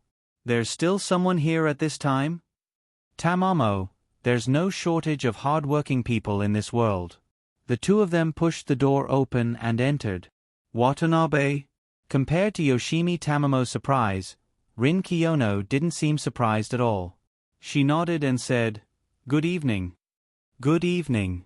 Toru Watanabe looked at the two beautiful girls who were wearing skimpy clothes. Rin Kiyono was wearing a long-sleeved hooded top and the school summer sports shorts. Yoshimi Tamamo was much prettier. She was wearing a short-sleeved shirt and hot pants. Even the air felt a bit warmer. "Why are you here so late?" he asked. "Tamamo wants to practice a bit more and asked me to help. I can't sleep in an unfamiliar environment, so—" "Wait a minute, don't say it out loud." Yoshimi Tamamo shyly interrupted Rin Kiyono. Rin Kiyono looked at her in confusion. Yoshimi Tamamo whispered, "Because, after training, if you practice in the middle of the night, won't you be called a hypocrite?" "It's too embarrassing." Toru Watanabe was speechless. He was serious. It's actually the truth. Rin Kiyono seemed to be shocked. It took her a while to speak. She massaged her temples as if she couldn't stand it. I really don't understand what you're thinking. I was thinking of using you as an example tomorrow to encourage everyone to practice harder. Ah. No. I'll be laughed at. Yoshimi Tamamo waved her hands repeatedly. Toru Watanabe was reminded of himself being forced to sing when he went out with Osamu Kanai and the others. Not everyone who was tone deaf could sing with the mentality of killing 1,000 enemies and harming 800 of their own. Even in a place where everyone was friends, it was the same. You can use me as an example, Toru Watanabe said. Rin Kiyono glanced at him. Even if they want to practice, they won't be willing to stay alone with you in the concert hall at night. That's not necessarily true. At least, Senior Mai wouldn't dislike him. Rin Kiyono didn't want to waste the precious time of the night. She ignored Toru Watanabe and said to Yoshimi Tamamo, "Okay, I won't tell anyone. Hurry up and start practicing." "It's a promise." Yoshimi Tamamo walked back to her seat. When she passed by Toru Watanabe, she gave him a look that said, "If you dare to tell anyone, you're dead." Toru Watanabe glanced at her chest, which didn't seem to be wearing any underwear, and nodded with a sincere expression. "They're really big, and they seem to be very soft as they bounce around." Yoshimi Tamamo snorted with satisfaction. Toru Watanabe put the whistle in his mouth and played the oboe with his current state of mind while looking at Rin Kiyono out of the corner of his eye. Because they were too small, he couldn't tell if they were wearing anything. Their clothes were also very conservative. The two girls who came out in the middle of the night had no idea that the boy was instinctively judging them and seriously guiding and practicing. "Tamamo-san, your performance is good, but there are still some details that you need to pay attention to.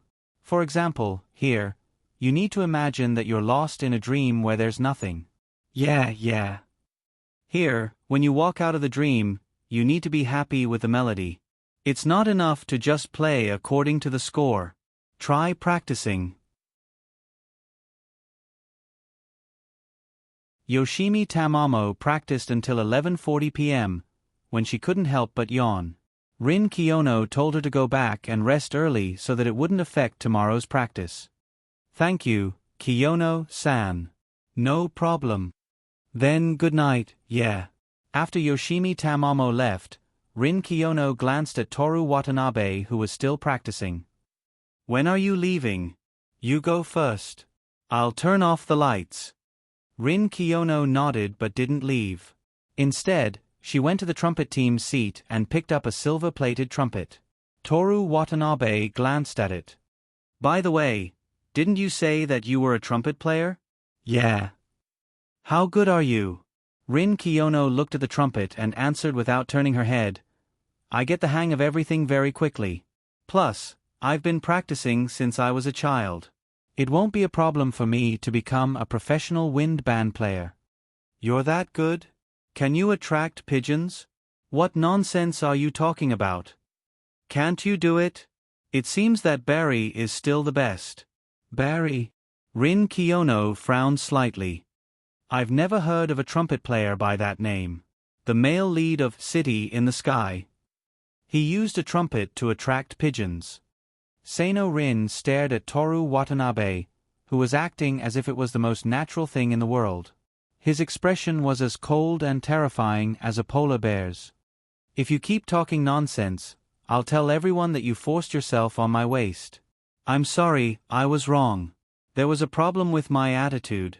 I shouldn't have joked with you like that." "Humph." Rin Kiyono turned around and walked out of the concert hall. Toru Watanabe decided that he would practice the oboe with the goal of attracting pigeons. Sooner or later, he would play the oboe in the school's corridor and attract the pigeons of the Saka Shrine. He would make Rin Kiyono stunned and realize that he wasn't talking nonsense. "Come on, baby," Toru Watanabe said to the oboe in his hand and continued practicing.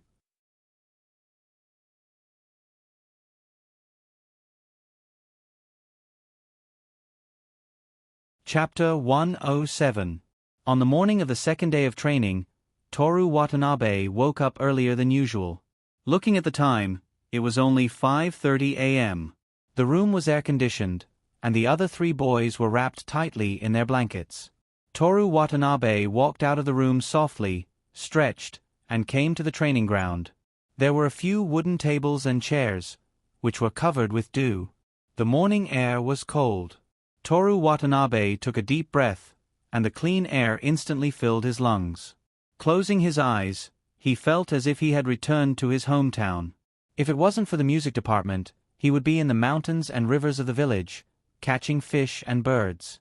He did a few chest exercises, stretched his legs, and ran into the forest.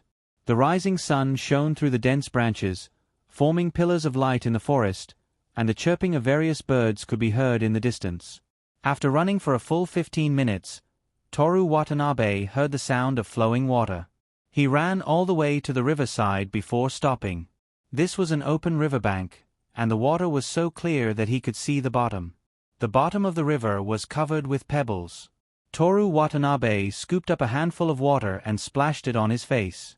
The river water was so cool that it was even slightly chilly. After all, it was not even 6 a.m. in the morning. After washing his face a few times, Toru Watanabe raised his head and stared at the big guy across the river. "Good morning." The black bear looked at him, ignored him, and continued to drink from the river. Toru Watanabe naturally got up and walked slowly away from the river. This time, he was honest. Although he believed that with the healing potion and fruit knife, he still chose the man-made path and did not run around in the forest. Just as he walked a few steps back, he saw the words, "Attention! Bears are out!" with a big red slogan. He jogged back to the training ground, and when he heard the sound of a musical instrument not far from the training ground, his heart was finally at ease. As long as there was someone, he was confident that he would run faster, and that the bear would not eat him. Just kidding. Under the circumstances of not exposing the system, he would still choose to help if he could. Toru Watanabe slowed down and walked towards the sound of the musical instrument. The bass was steady, and the melody was precise and full of emotion. The notes were like a stream splashed by the sun, sparkling and dazzling. Toru Watanabe immediately guessed who was practicing there. Even if it was the same instrument, the sound produced by each person would be completely different. In the upper bass horn section, only Masahi could produce such a beautiful sound. He raised his left wrist and looked at the time. It was 10 minutes past 6. There was still some time before the training started at 8. Early training was indeed Masahi's style. After taking a few steps forward, the dense green forest became sparse, and their field of vision suddenly widened. The gold-plated bass horn reflected a dazzling light under the rising sun. The girl holding it stood there, her silky black hair cascading down her back, her arms slender and fair. It was too beautiful. Toru Watanabe imagined this scene as a young musician who was favored by the goddess of music, Muse. One morning in the forest, she specially came from Olympus to give him encouragement and inspiration. The sound gradually faded. Masahi's sparkling red lips left the mouthpiece, and she turned to look at Toru Watanabe, who was standing beside her. "Good morning, Toru." Masahi slowly bloomed into a smile. If Aoi Ichiki or the other members of the upper bass horn section were here, they would definitely suspect that they had met the goddess. "Good morning, Minami." Toru Watanabe walked forward. "You're very good. You've improved a lot." "Yes, I've been working hard recently. Look." Just when Toru Watanabe thought that Masahi was going to play again, her right thumb and index finger hooked around the thinner part of the upper bass horn and moved up and down. "Toru, look, this is my hand." The sun rose from the east, and the girl's hand was illuminated by the sun's holy light. "I bought a disc with $1,980 and learned a lot of knowledge. Also, this is..." "Senpai, I'm going to take a shower. See you later."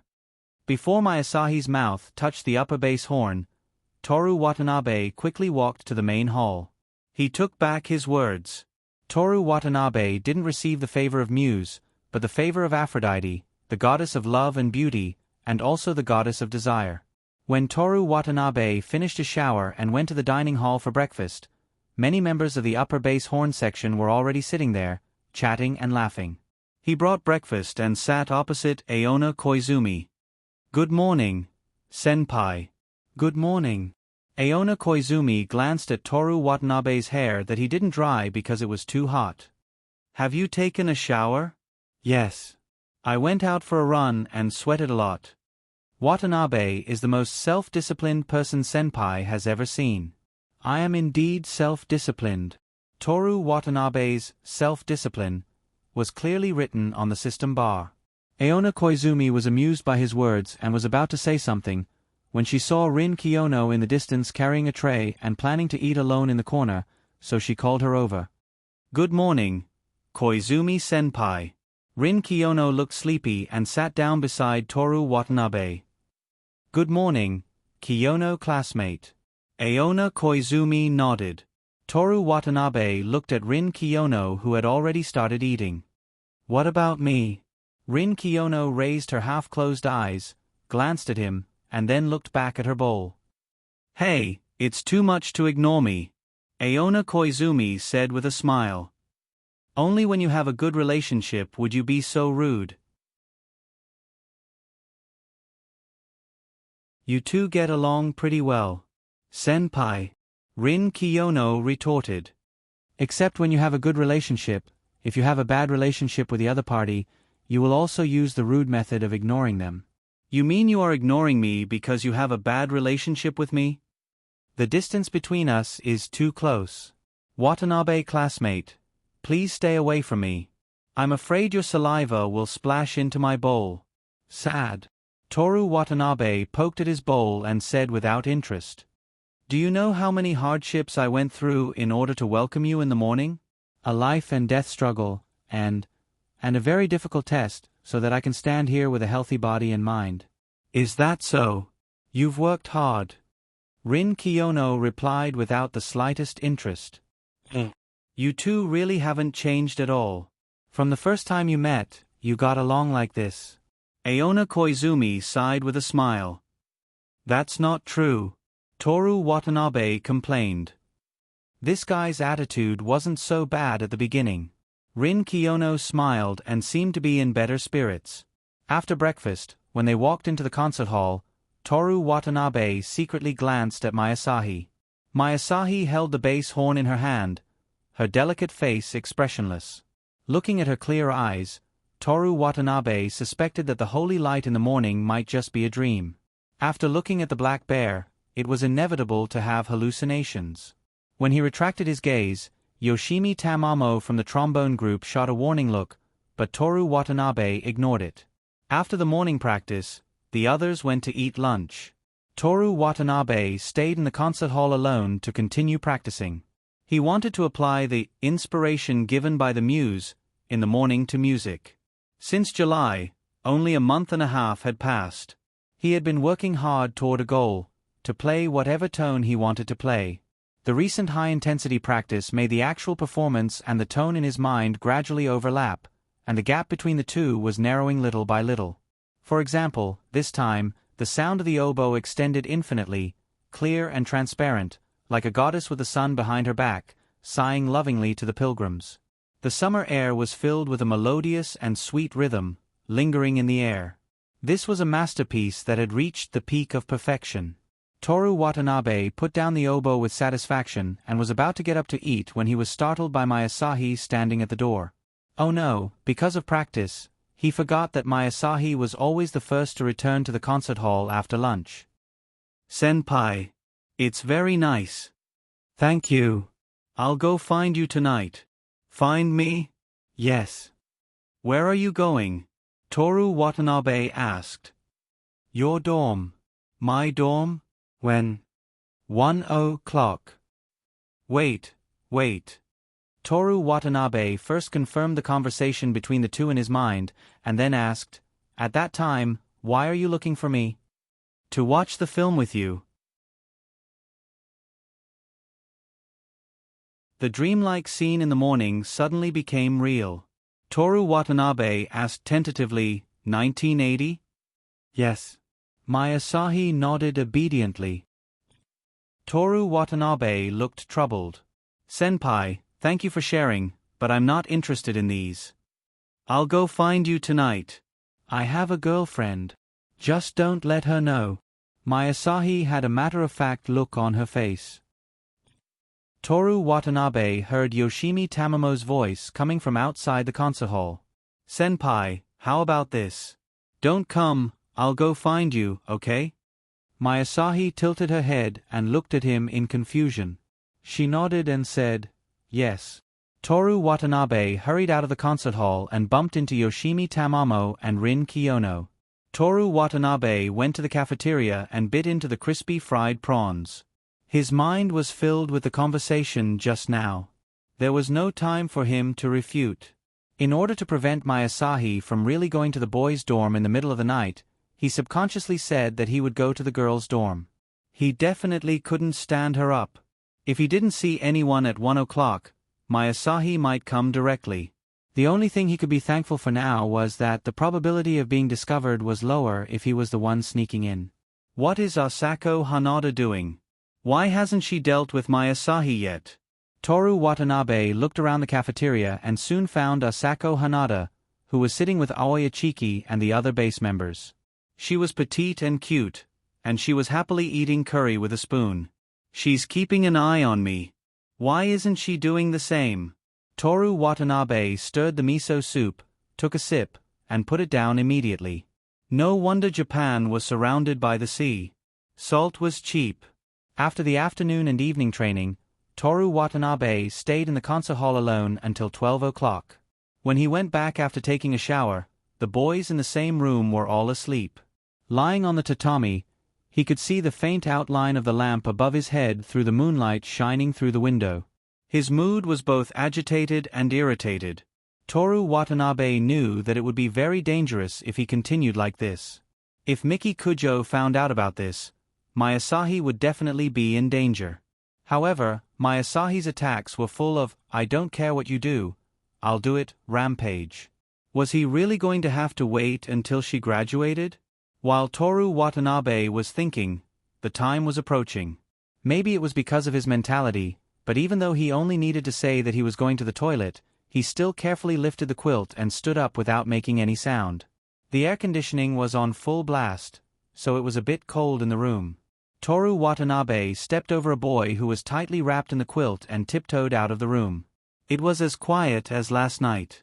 Other than his footsteps, there was only the faint sound of electricity from the vending machine. It might also be the sound of refrigeration.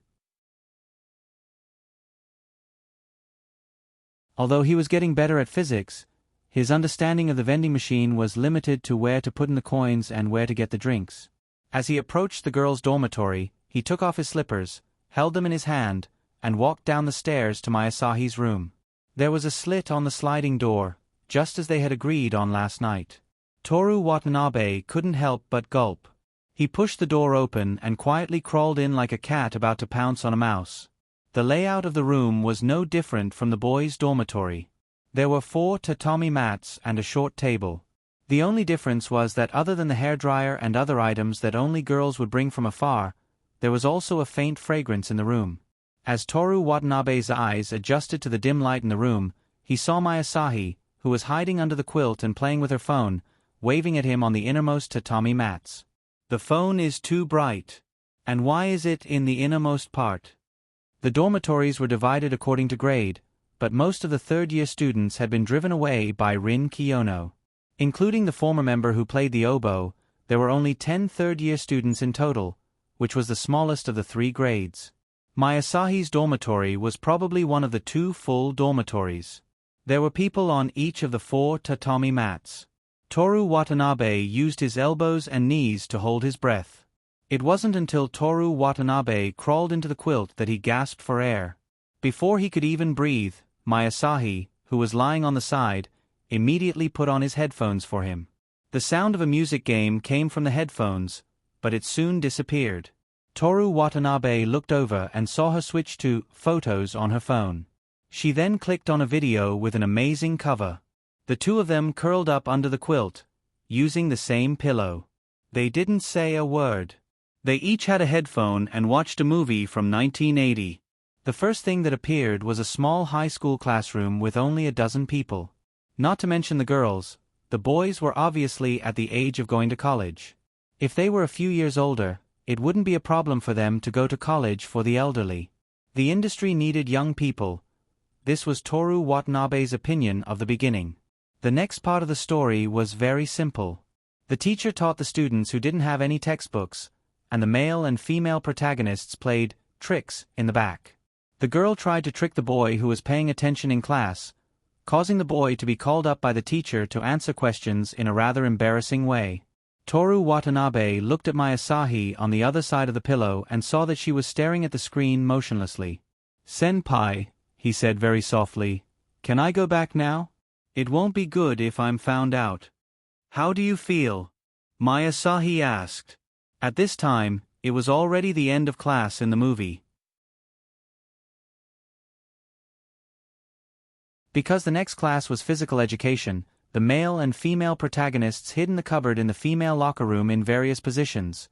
This cause and effect relationship was established in the industry. There are too many movies like this nowadays. The plot is cliché.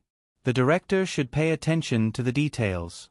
Not to mention making the male and female protagonists' tricks more subtle, at least decorate the classroom more like a classroom, right? Yes. Masahi nodded. And this locker room, the cameraman is very unprofessional. The camera is all focused on the female students' upper bodies. He doesn't understand the temptation of the curves of their legs at all. It seemed that it didn't resonate. Masahi didn't say anything. As the plot became more and more explicit, Masahi's delicate snow-white skin gradually turned red. Toru Watanabe turned his head and saw Masahi staring at him with watery eyes. She didn't hide her red cheeks at all. "Senior, that's enough. I really want to go back."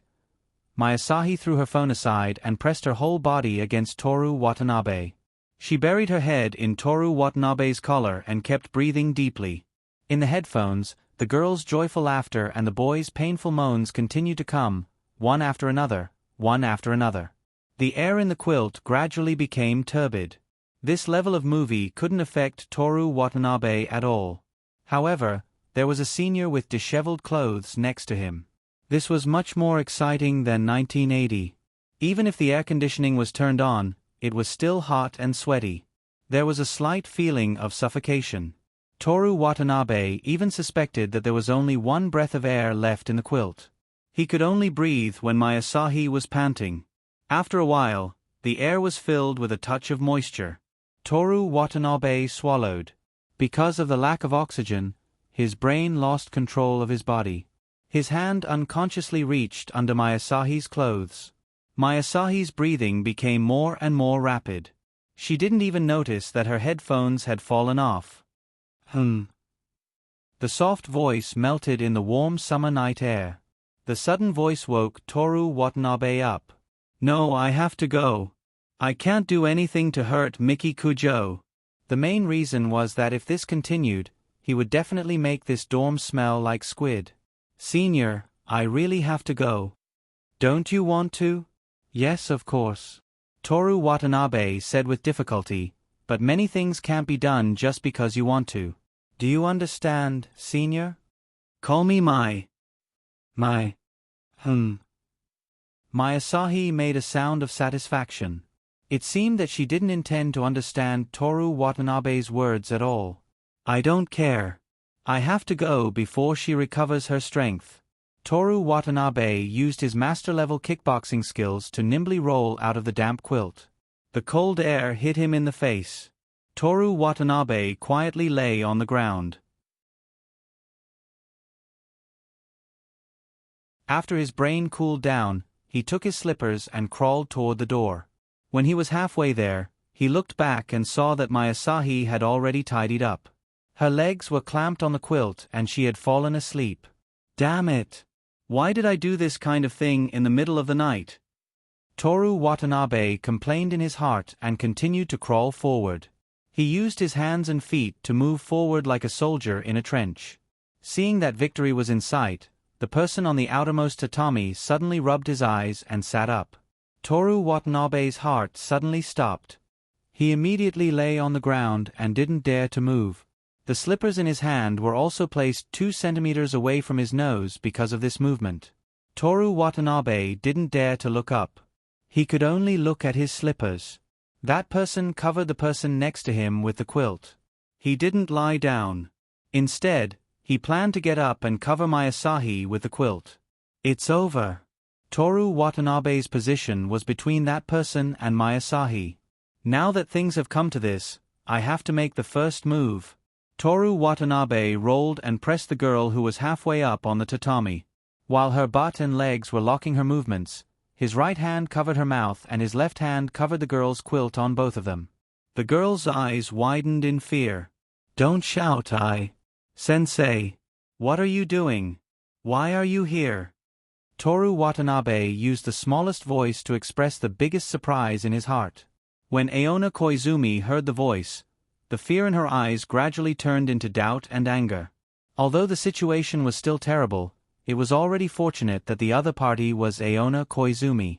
Toru Watanabe heaved a sigh of relief and released his hands and legs.